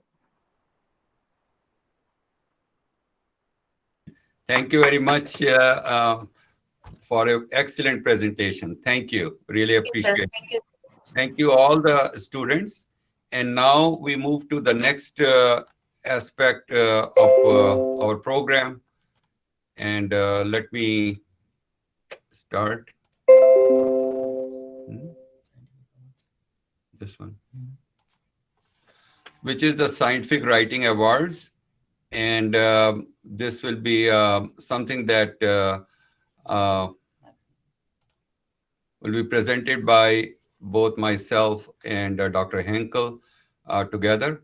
So there was the process that you saw in terms of grading and evaluation of each project. It's a pretty elaborate and complex process which was involved. And at the end, we have selected 5 projects based on the ranking, based on the scores overall, right from the very beginning to the end. And these students are going to be recognized. But I do want to tell that almost all the students have done very well. And it was not easy because the ranks, I mean, their scores have been very close in a cluster.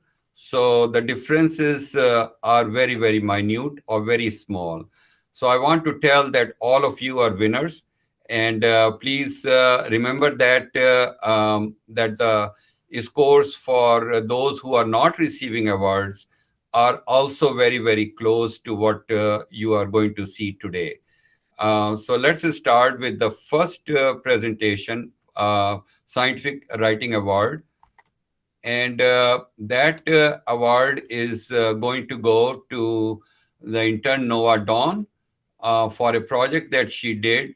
Is a role for the element zinc for a possible novel male contraception for her scientific writing skills, along with her mentor, Professor Ralph Henkel.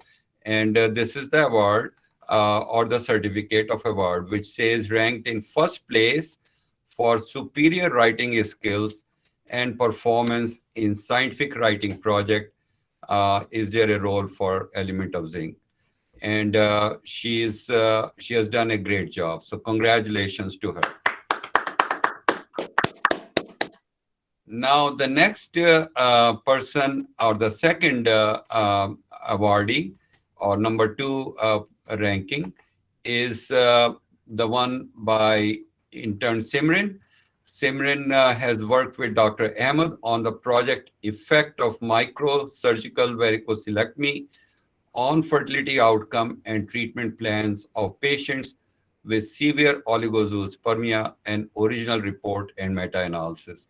So she was judged, and I want to stress that these scores were given by 15 judges, and then they were all averaged out, and they were all reviewed and validated by more than 2 persons. So there was a lot of process involved in making sure that everything is fair and above board.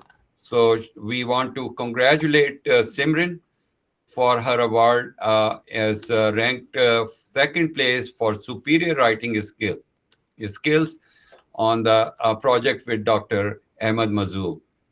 Congratulations, Simran.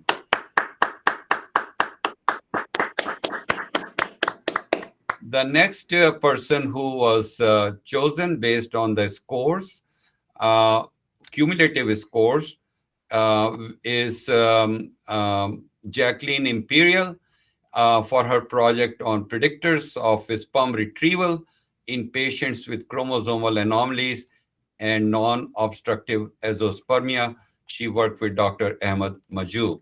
And we want to congratulate Jacqueline for her achievement, and we want to celebrate and recognize her. So congratulations.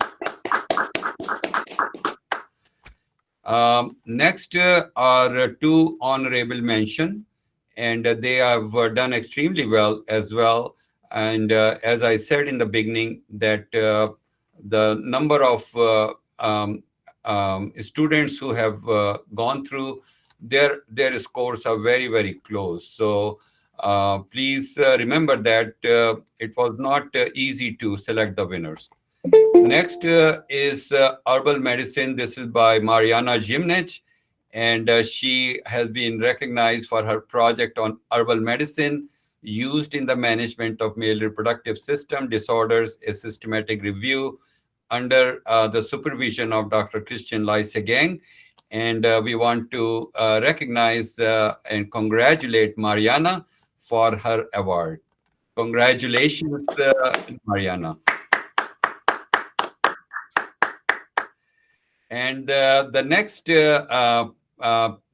honorable mention winner is Sarah Madani, and she has worked with again Dr. Ahmed Mazoub. Looks like Dr. Ahmed Mazoub worked very, very hard. He took all the places, and project was on impact of metabolic age on male sexual and gonadal function. Congratulations, Sarah, for this accomplishment. So I believe this completes the award ceremony, and we go to the next stage of the part, which is the part of the mentor's reflection. So I don't have anything to share here. I think I will have the bio of our mentors who are going to, where is that? Yes. So the first, we have 4 of the mentors who are going to again give their own personal reflection of how things went and what they feel about this new form of teaching that they did remotely. First is Dr. Haitham, second is Christian, third is Marco from Portugal, and fourth is Dr. Ahmed. So we are going to have one person at a time. So we'll have Dr. Haitham begin the presentation, or he can speak. I believe he's going to speak. All of them are not using any slides. So we lost. Okay, for a second, your voice disappeared. Okay, is it good now? Yeah. Okay, great. So first of all, congratulations, everybody. This is like something very interesting that we see all this interns ending their programs and getting their certificates. And I think through the journey, they have learned a lot. And not only the interns or the mentees, but I believe that also us, the mentors, have learned a lot. And when I look to this program, I will be looking into different ways. So this programs, I can, like as a physician or a clinician, and as a researcher, and as a person who's working in medical education as a program director for 10 years. So I can tell you that, first of all, to build such a program and have such a reputation, this had taken a lot of work over the last years. So this is not coming something out of the bloom. So they've been working on this program for the last 10 years. So this year came the challenge with the COVID and having this, not stopping the program and keep going the same program with the same efficacy and the same outcomes. This is really outstanding. And I believe one of the main factors that is very, very important in having any program successful is having proper mentors and having faculty trainings and having all the objectives and all the methods and all the evaluations in place. This has been very, very, very time consuming to the management. I really congratulate them for the hard work that they have done and the excellent outcome that we are seeing today. And also a lot of faculty developments. Like I know that a lot of discussions has been going on. Maybe a lot of meetings was going between the management and the mentors and how to develop the evaluations, how to develop every and single step of that. So this is faculty developments is the key goal to have any program successful. We all know that teaching and learning is something that we do voluntary, and this is something that you have to have a passion to do that. And this passion is the goal or the way to be able to achieve a successful program. So really, I'm very glad, and I'm very happy also because I remember, like, most of the people during the COVID and the pandemics, everybody was complaining because they have a lot of time, the quarantine, they are staying at home. But in our side, we were all very busy working, reading, writing, and doing a new manuscripts, new projects. So this is really an amazing outcomes. I'm very glad to be part of that. I have learned a lot, and thank you everybody for being part of that also. Thank you very much. Yeah. Thank you, Dr. Haitham. Next, Chris. Dr. Chris. Thank you. Thank you for the opportunity to give some of my personal sort of reflection into this program and this experience that we've shared together. Yes, I think we all started, as some of the other reflections have come from our side. We were preparing for, I think as late as March, we were preparing for an internship still. And by then it looked like things are coming to an end, things are coming to a stop, and this won't be possible. And under the guidance and vision of Prof. Agarwal, this was not to be the case at all. And I think I recall a very brave call being made at the time to say that there's a list of interested people, a list of interested mentees, and as educators, as scientists, and as someone who offers these programs, or an entity who offers these, we're not going to turn them away, and we're not going to say no. So we will look to press forward and put something on the table. But this pressing forward isn't just something or anything. This has to be something that is outstanding. This has to be something that is world class and offers the best service under the banner of Cleveland Clinic, as well as those affiliated with this project. So we went through this experience of rapidly changing and coming together and introducing new mentors and new team members and bringing together a complete rethink of how we were going to offer this. And we've spoken about much of that. So at this stage, as an educator, myself, as someone who's in this to help develop and has a passion for developing young minds and young talents and interest and taking them to the next level, this is an absolute unique fit and an absolute pleasure to have been a part of, and to guide and to work alongside some colleagues and meet many more. So from a personal level, in that sense, yes, there was a lot of connecting, a lot of meeting, a lot of growing. There was a lot of hard work in the background in terms of bringing this together in very short frame, but always with the best interest of the student outcomes at heart. And I think that's what unifies us from the ACRM side and from the faculty side.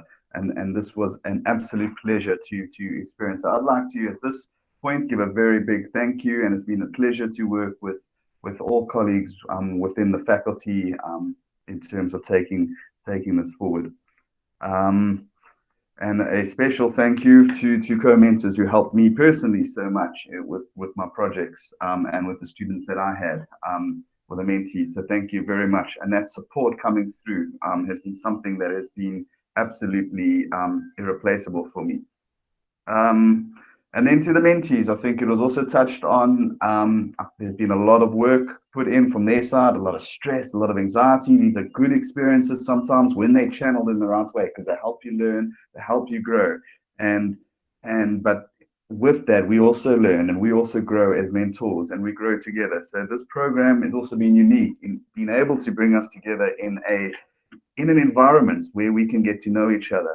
On our Friday events where we have personal touch, that was very special too, to break down any barriers and anxiety and stress that we can work as a team and as a unit. And I think that has also been a very unique experience to me, breaking down those sort of barriers. So it's been an absolute pleasure. It's been a learning curve. It's been busy. It's been fun. I look forward to doing more and working further with all of you that have been involved, my mentees, with our projects, and with all the mentors and new relationships I've built. So thank you very much, Prof. Agarwal.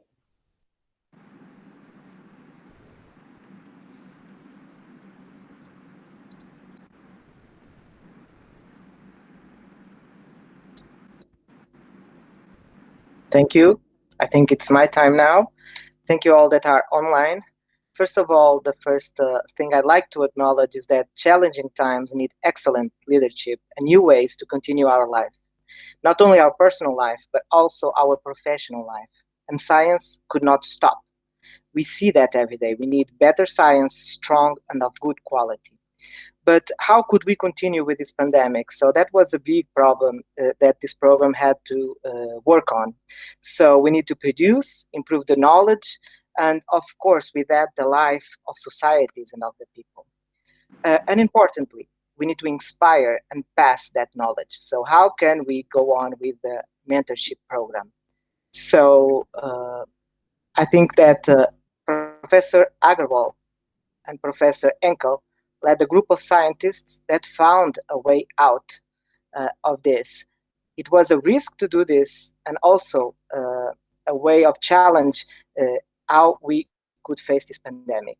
Teaching and mentoring is more than just replying to emails or present a lecture. So we need to inspire people. We need to find new directions and relevant works. So this mentorship had it all. As someone that was not involved with the students, but assisted, I had the pleasure to assist each and every presentation and read each and every report and paper. I must highlight the high commitment I found from the mentors and of course the students.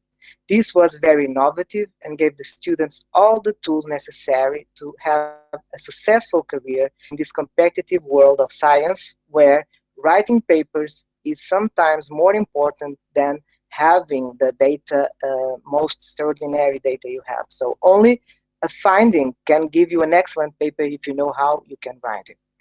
There is nothing more valuable than work hard and have the benefits of it. And I think that the students have to acknowledge this was very intense, and they leave this program as prepared young scientists in this fine art of handling data and prepare it for submission. This does not stop here. Professor Agarwal said it. You have now to face the bad world of critics and submitting papers, sometimes getting reports you don't understand and it's difficult to digest. So this is another part of the program that you are still going to face.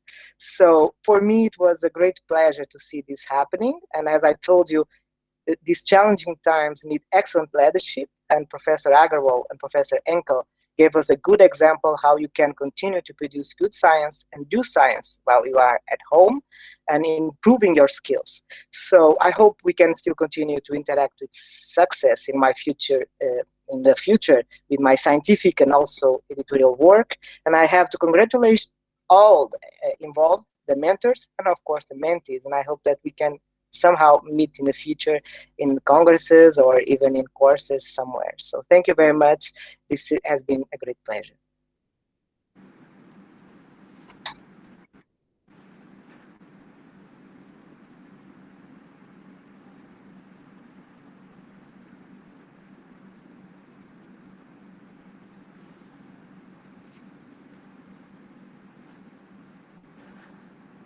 Yes, hello. I couldn't hear you, Dr. Ashok. So I wanted to... I'm sorry, I just want to say, I had turned off my microphone. I keep on doing that, sorry. I wanted to say that for Marco, I wanted to thank him for his excellent presentation, for sharing his thought. And I want to invite our next speaker and the last one for this reflection, Dr. Ahmed Mazzouz. Please continue. Thank you so much, Dr. Ashok, and especially thank you for the wonderful results that you have shared today. I'm going to have a very nice evening. So, well, I wanted to say that while patient care is central to any medical practice, activities such as teaching, research, and scientific writing are probably as important. Passing skills and experience to younger generations is, in my view, an ethical responsibility in order to ensure the continued advancement of medical knowledge. Furthermore, research plays an integral role in critical thinking capabilities, which could propel individuals to reach a higher standard of excellence in any field of medicine. My personal interest in research escalated during my fellowship years, and I became involved with the American Center for Reproductive Medicine during my fellowship at the Glickman Institute. And from my personal experience, I can vow to the significance and value of the ACRM as a unique research academy that attracts enthusiasts from across the globe and provides the constructive nurturing steps to excel in this particular field of medicine. I've had plenty of opportunities in terms of research with the ACRM, and this is as one example. But this mentorship course, which is more important, is yet another example of the ACRM's serious dedication to research. The course I mentored gave me the chance to interact with 5 bright students: Nicole, Sim, Haley, Jackie, and Sarah. They all showed great passion and commitment and worked hard to hone their skills in the field of research. After concluding the mentorship course, I can say unequivocally that they succeeded in grasping the basic fundamentals of research methods and are henceforth capable of conducting different scholarly activities and delivering a decent scientific report.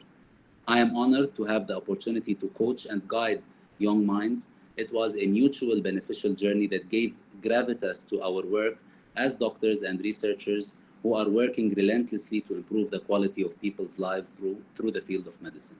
I'm thankful for this most rewarding opportunity, and I look forward to more adventitious initiatives in the future. And thank you so much. Thank you very much, Ahmed. Thank you. We really appreciate the feedback and reflection from each and every of our many of our mentors. And now we move on to the last step of our program, which is, I believe, is this the one? Where's the concluding? Here. No, it's... So, which is the concluding remarks. And I'm going to give that. And if I need help, I'll ask Ralph to jump in. But let me give it a try. Okay, so this is the concluding remarks part, which is we hope to finish it in a few minutes.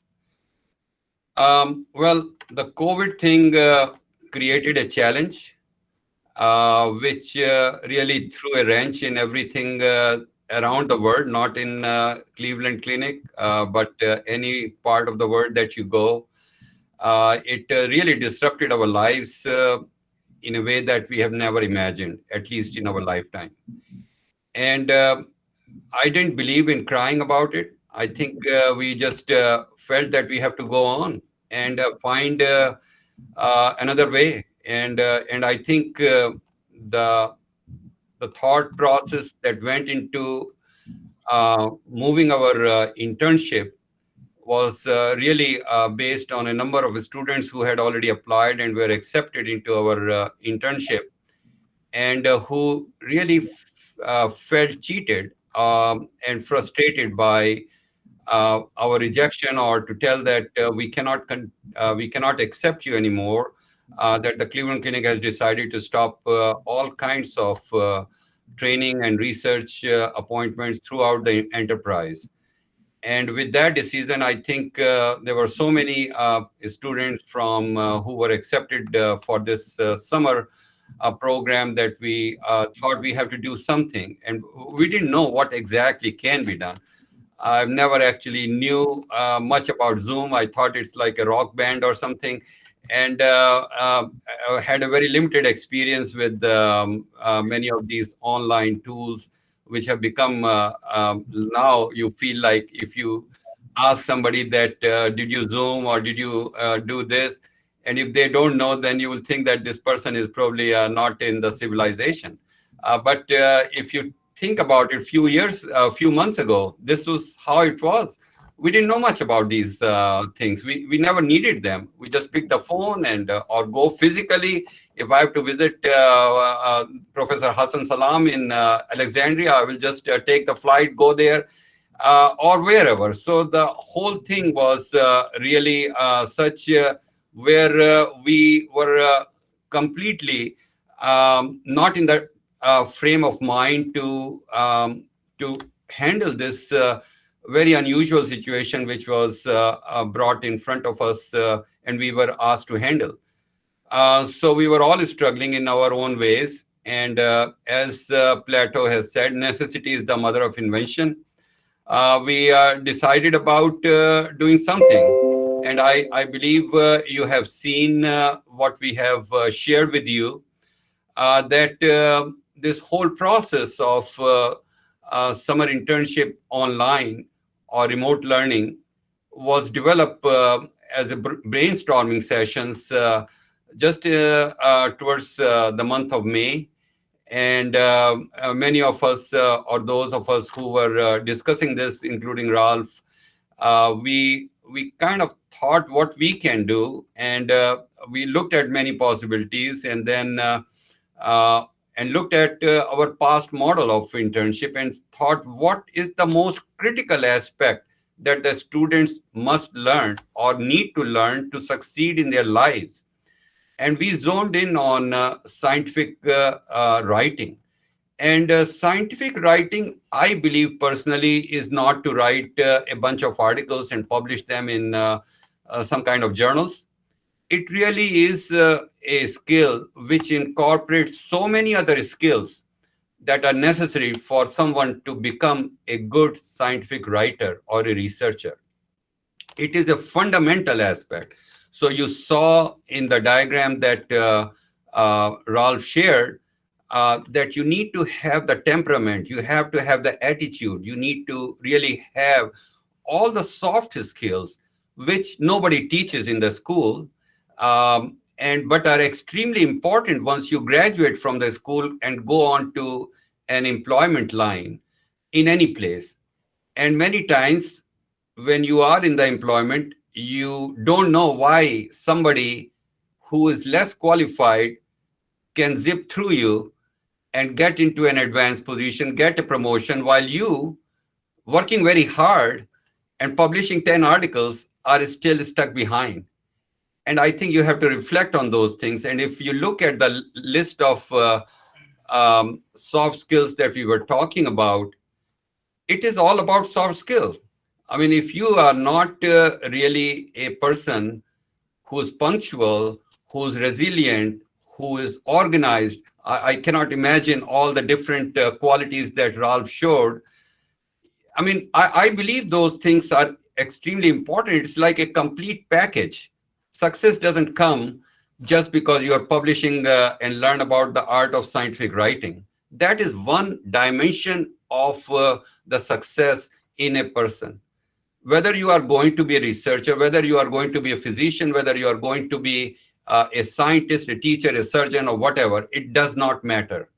And we have seen that. So I think the program that we develop includes a variety of these skill set that we felt are extremely important for the students that we are going to train. Just because we believe in a different way of training than most other programs can imagine, this was really important for us. So I think we feel that the combination of skills that we provided, combination of experiences that we were able to offer, really provided the most successful experience that we saw.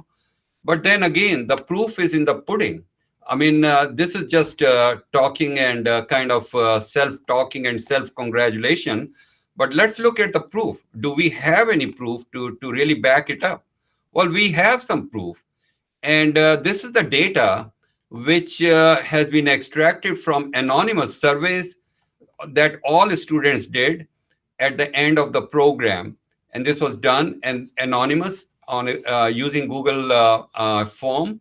And then the data was extracted and then plotted. So here we have certain aspects of scientific writing, and the student themselves evaluated themselves before they underwent this 8 weeks of training and after they completed the training. So the yellow bars represent where they come from and what was the baseline values, and then the blue bars indicate the learning at the end of 8 weeks, which is really a very short period of time. If you can imagine, the first week was pretty much gone into planning and discussing various aspects of the things and providing information. So here, on the left axis, you will see they are ranked as excellent, very good, good, fair, and poor, which is how the scores were to be given by the students. And then they were asked about their writing ability, grammar, appropriate terminology, literature search, reference selection. And almost every single category, they rank themselves, and the cumulative scores are right in front of you. And where are the tables? And then the next is looking at, and this data is all tabulated. So we have all the results in a table form, and they are being represented here in a graphical manner. Second aspect was understanding scientific methodology. Again, self-reported.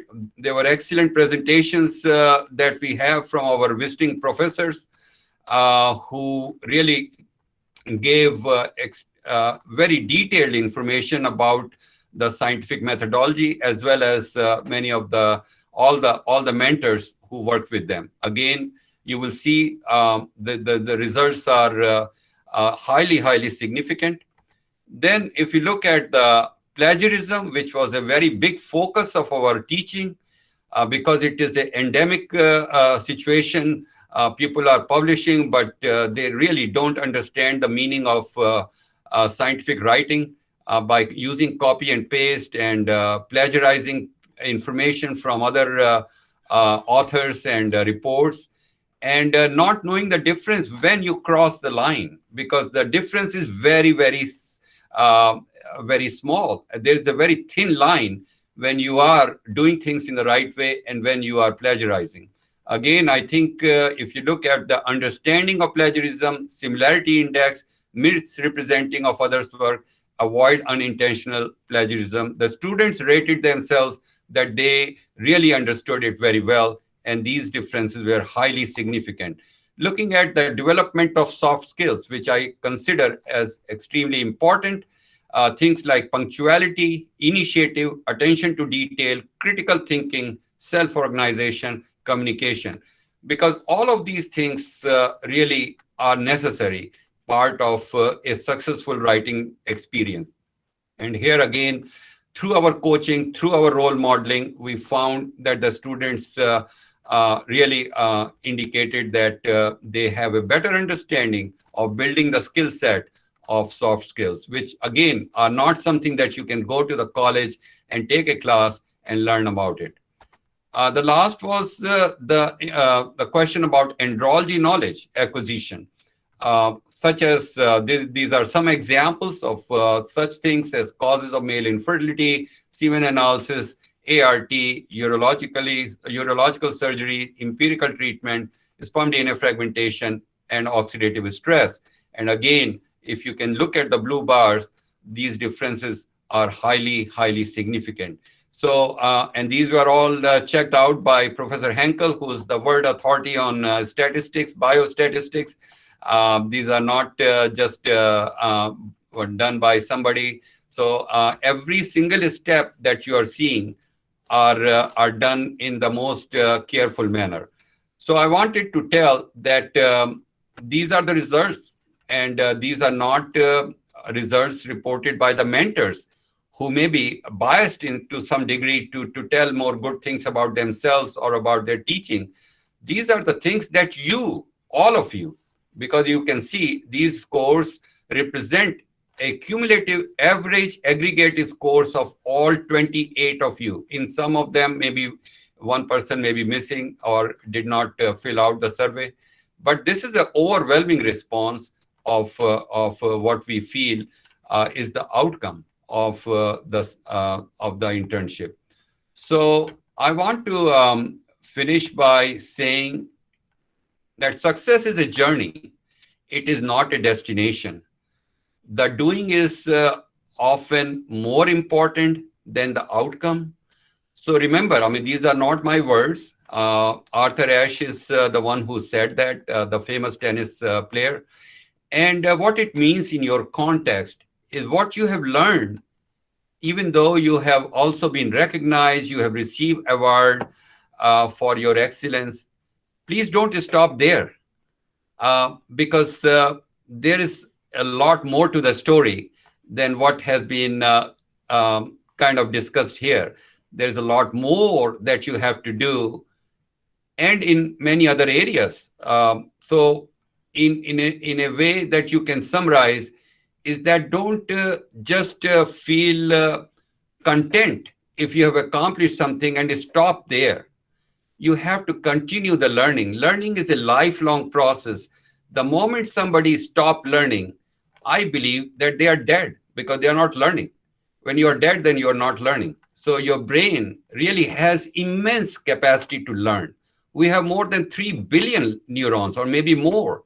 There is so much that we can learn. And I have heard that we are using maybe 0.1% of our brain that really is there and that we can use. So there is so much you can learn. So for somebody to say, well, I don't have time, I have really learned everything, I don't want to learn. Well, I mean, I think you have the capacity.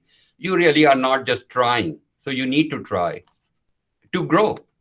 I want to thank each and every one of our colleagues who are here. Without them, I don't think this model of internship would have been possible.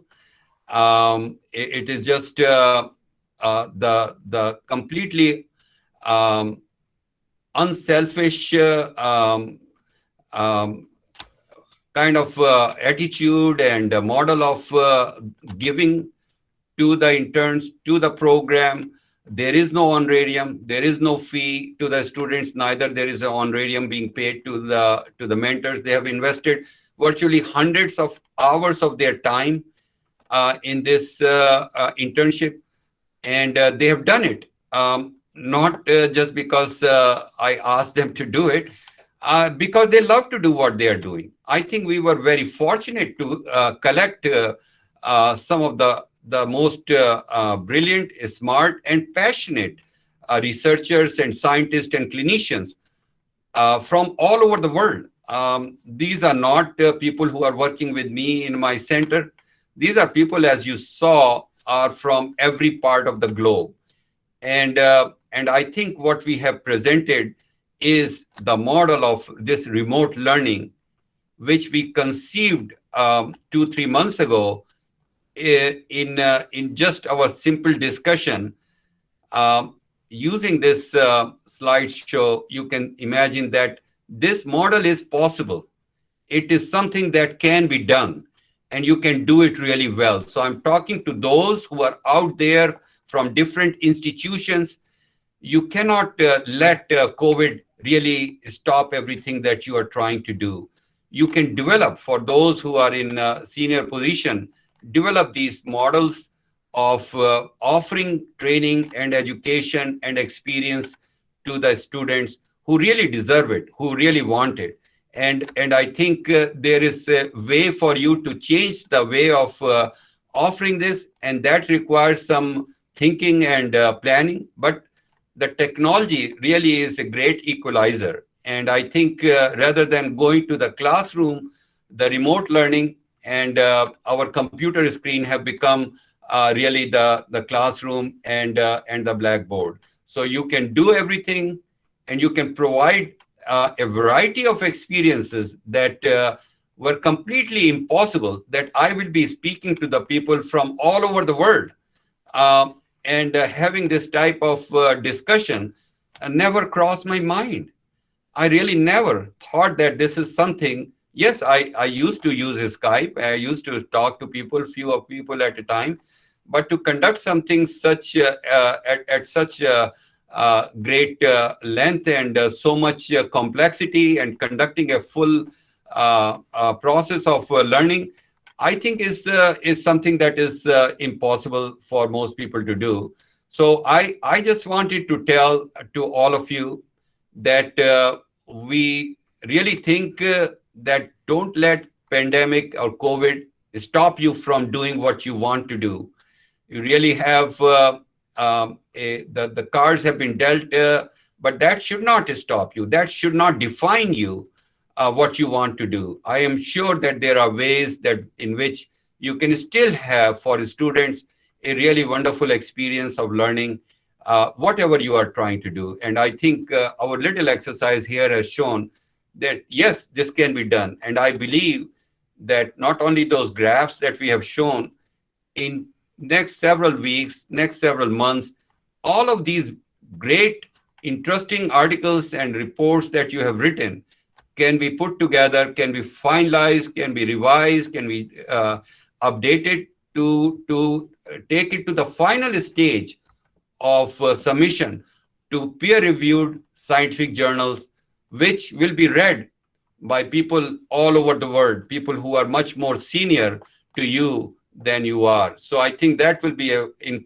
incredible thing, an incredible accomplishment for all of you. So again, thank you to each and every one of you. Thank you to our guests who have attended this program. And thank you to our team of mentors. Thank you to our students, and congratulations to each and every one of you for a wonderful performance that we are really, really very proud of. So I want to ask Ralph Henkel if he has a very last thought before we end this program. Ashok, can I say one word? Are you listening to me? Yes, you can, but be very brief, please. Just 30 seconds, not even that. I must congratulate you. This is an excellent program, and you said very rightly that this is a learning process for everybody. So I'm just saying also it's not only learning, but you are teaching them. This is also you are justifying the chair of your professorship, that what you have learned, you are imparting that knowledge to everybody. Now, you mentioned clearly that only you were the one who were clapping all the time for every presentation. I must say that we need to now clap for you for this whole presentation. And another point is, I just wanted to attend probably just for half an hour or 1 hour.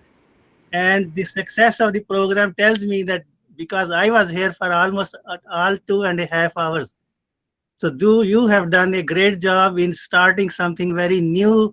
It is a research for you, it's an experiment for you, and you got 100% score in that. Thank you again. Congratulations.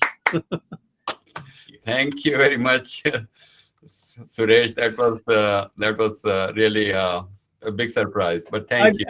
Only thing I add here is I have attended your many programs. Now the only part which is missing is our jokes and the sumptuous dinner which we used to have all the time when we were physical. That's the only part missing. And Ralph can justify that, yeah, with my comment. Thank you. Thank you. Well, Ralph, please say the last word.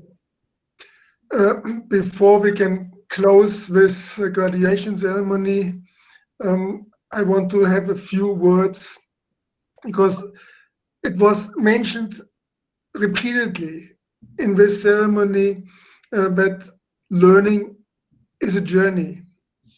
And in my presentation, I mentioned that this was for us, for all of us, as mentees and mentors and management, the first time that basically the first time in the world that we conducted such an online virtual mentorship program. And it's not only that the mentees are they to learn, or were they to learn and continue to learn. It is also us as those who organize and conduct this mentorship program. We have to learn, and we learned along the way. And I hope that we could directly and immediately bring across this, what we learned during the progress of the mentorship program. But I'm sure there is still much more for us to learn and more to improve And for this, I would like to invite you to fill out an online Google form survey, which we will send you, so that we can get your honest opinion of what you feel. What did we good, and where can we improve? How can we improve? And with this, I want to congratulate all the mentees for their success once again, and thank you all the faculty and presenters for all your effort, what you did for this first world online mentorship program. And say thank you very much. Thank you. Thank you. I just want to ask Professor Hassan Salam, one of the biggest names in the field of reproductive medicine in the world. I am very happy to see him right on my screen, so I cannot resist asking him to say a few words. He has listened to the entire presentation from 10 o'clock since we started. So, and he has participated in our internship, just like Professor Suresh Sikka just mentioned, who's a great friend. So, Hassan, please feel free to say whatever you want for our program, for our students, for our mentors. Oh, thank you very much, Ashok. I really am very, thank you very much for inviting this amazing ceremony, and congratulations. I wanted to say something like Dr. Sikka just said. You're not only a great scientist, but you're also a great teacher, a great unifier, and a great mentor for all these people. Thank you very much. I had the honor, of course, of participating in some of your great of this mentorship, of course, physically, but I'm also amazed of how you managed to do it in these difficult times. Thank you very much. Congratulations for all the mentees and for all the mentors also, and especially to Professor Ralph Henkel, who is communicating with me. And again, as we say in French, à la prochaine. Congratulations, and we hope you take the plane as you said, and we welcome you here in Alexandria again in the very near future. Congratulations, and thank you. Thank you very much, Hassan. I wanted to mention that Hassan's son was one of the intern many years ago, and I'm sure he's now practicing. I don't know, where is he? What is he doing? Of course, he's in Leeds in the UK, and he's doing very well. And of course, he's building on what he has learned in Cleveland, the ACRM. Thank you very much, Dr. Agarwal. Thank you, Hassan. I also see in the audience one of my favorite person, Dr. Kim Lee. Kim was one of our interns, I believe, in the very early batches. She is from Texas. And Kim, are you still there? I saw some of your messages on the chat board. Hi, Dr. Agarwal. Hi, Kim. Could you say a few words, please? Sure. Sorry, I'm like busy in the chat because I'm so excited to be part of this amazing opportunity that you've developed on the virtual online learning. And I've been a fan of virtual online learning for the past 2 years. And I think we spoke before when I moved my kids online, and they're at Stanford University for their online high school. And so I am so impressed that you were able to move the whole program online. I was a graduate of his program back in 2008. So it was like the second class. And it was so touching to see how all your interns have been able to learn how to do scientific writing online, meet with their researchers, develop these really close relationships that are meaningful, and it rewards you over and over again every year. I mean, I still benefit from what I've learned in the program. And I have to say, you are absolutely right when you say, you know what, you cannot stop learning, because I haven't stopped learning. Right now, I'm getting my master's in public health. I'll be graduating into the year. And I'm studying epidemiology. As soon as the pandemic hit, I was like, 5 EPI classes, and now I've got 5 more in global leadership. And you know, you don't stop learning because it's a lot of fun. You have to choose to want to learn, and you have to want to grow, and you have to want to embrace technology, embrace change. And that's how we adapt, and that's how we grow. And this is what the program did for me. And I'm a lifelong learner, and I encourage you to, you know, spread the word. This is really a great program, and I'm so grateful to be part of it. Thank you, Kim. Thank you very much. I know your sister Julie was planning to attend, but thank you for your nice words. We really appreciate. I also want to ask the doyen of andrology in India, Dr. Rupin Shah, which I see is in the audience. If he feels like he doesn't have to open the camera, if he wants to speak, we would welcome to hear. And he was also a speaker who gave the talks at our Friday meetings. So Rupin, if you are there and if you are still connected, please feel free to speak and share some of your thoughts. Okay.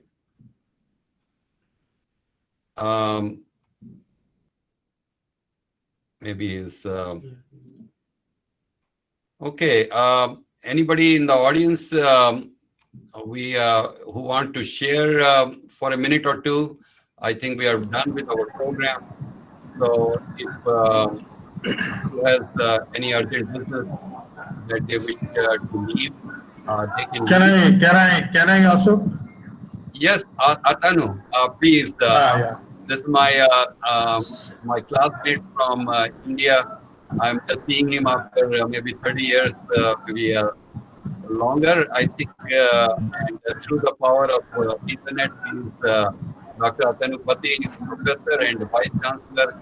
I think he can introduce himself very well.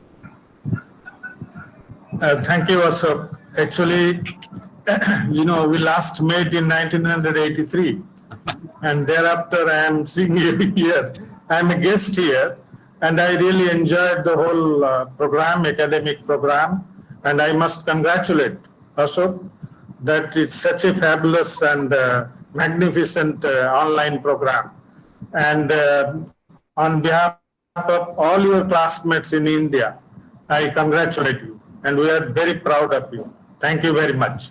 Thank you, Atanu. Really appreciate it. Thank you. Well, I believe that we have finished the program. And I know that it's been a long day already for many of you, because we have people from many different parts of the world. So I will not like to continue this discussion just because it is. We have Dr. Meki Bachu from our neighboring university, Cleveland State, and he's a great friend. Meki, he just left, I think. I thought he was leaving a message, so I thought maybe he wants to speak. But I believe we have so many people that it will take so much time to ask them to engage in discussion that will hold everybody up. So in the interest of time, not that we don't want to hear from everyone. I would love to hear, but I would hate to have everyone be delayed for their own things. So congratulations to every single person here, all our students, and all our mentors, and thank you so much. Our grateful thanks to all the guests who participated during this internship ceremony.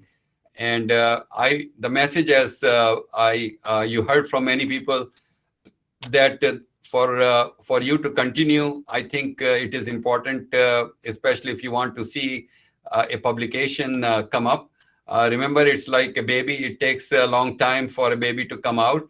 In a similar way, you cannot have an article just be ready to be published. So you need to nurture, you need to work on it. You have to really be fussy and keep on working, revising, working with your mentors. So don't forget about it. Say that, oh, I got my certificate, bye-bye.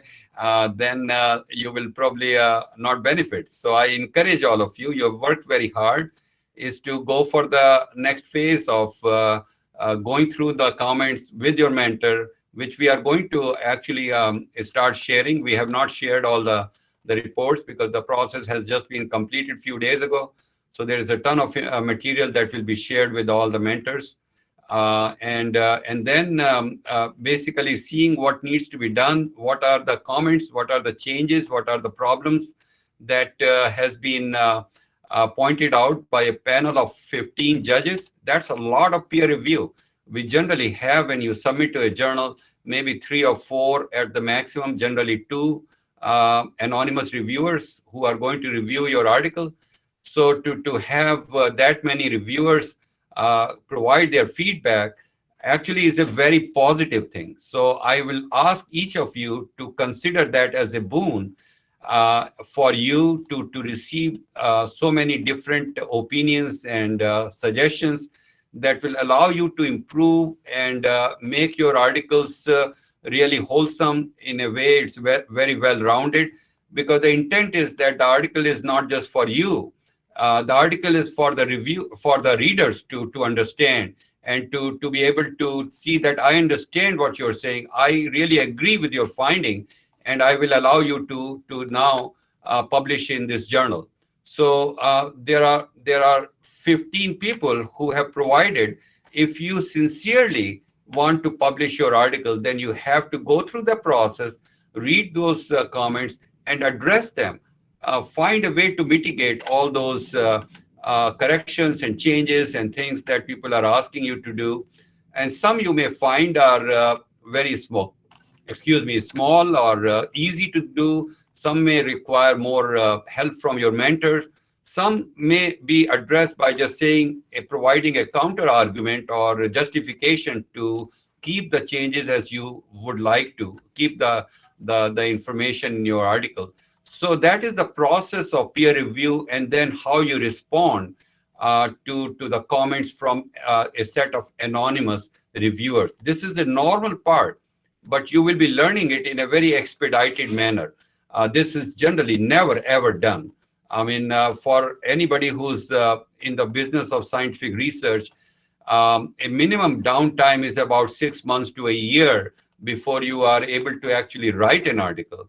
And then for it to be published, so you can imagine the least amount of time it will take from the conception of an idea to the for an article to be published will be fastest you can do will be 6 to 8 months, and the average time could be 1 year, and it could be 2 years before you see your article published, cited on PubMed, and be available around the world, that you can say, well, listen, this is Mariana Jimenez. I published an article with my boss, Christian Lizegun, and you can read it, whether you are in America or you are in Timbuktu. You will find it on the PubMed. Go on the PubMed and you search my name. I am famous. I am on the literature. You can find my name. You can find my article, and I have written this article. So this is a big, big thing. And I'm sure that many of you are too young to realize the importance of it. But as you go up the ladder, I think you will realize what you are doing, what you are accomplishing, or maybe accomplishing in the coming days, is a very, very big deal. People may not get the grants. People may not get an advancement in their career if they don't have the requisite number of publications. The publication is the key for a variety of things that you need in your life in academic career.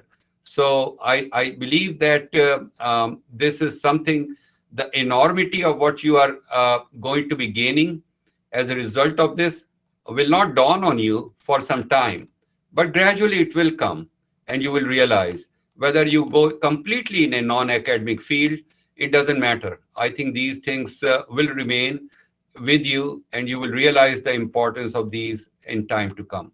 So without further delay, I want to again thank all of you for participating in this celebration, and wish you all the best. For our interns, Please don't disappear after today, because I think your mentor will be trying to locate you and talk to you very soon. So please keep your phones and your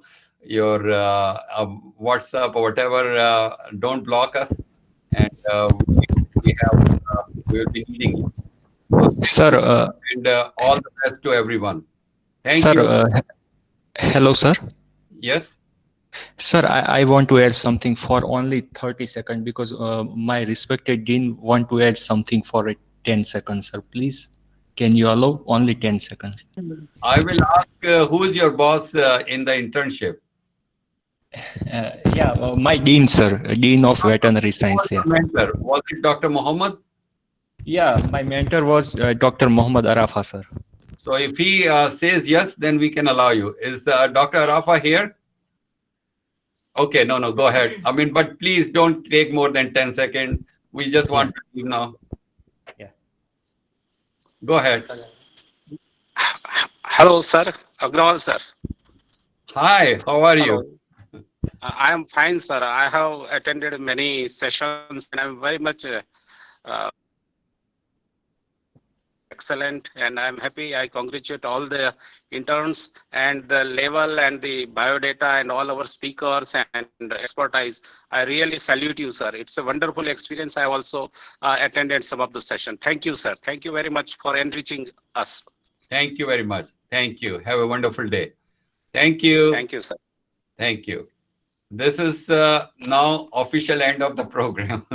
So the mentors can stay online if they wish to talk for a few minutes. We can chat, but if you cannot, then we can convene on some other day. But for all practical purposes, this online meeting is now ended for all of the people who are attending, all the students and visitors. So please feel free to sign out. And thank you very much for everything, for attending and showing a great deal of encouragement towards our interns. Thank you so much.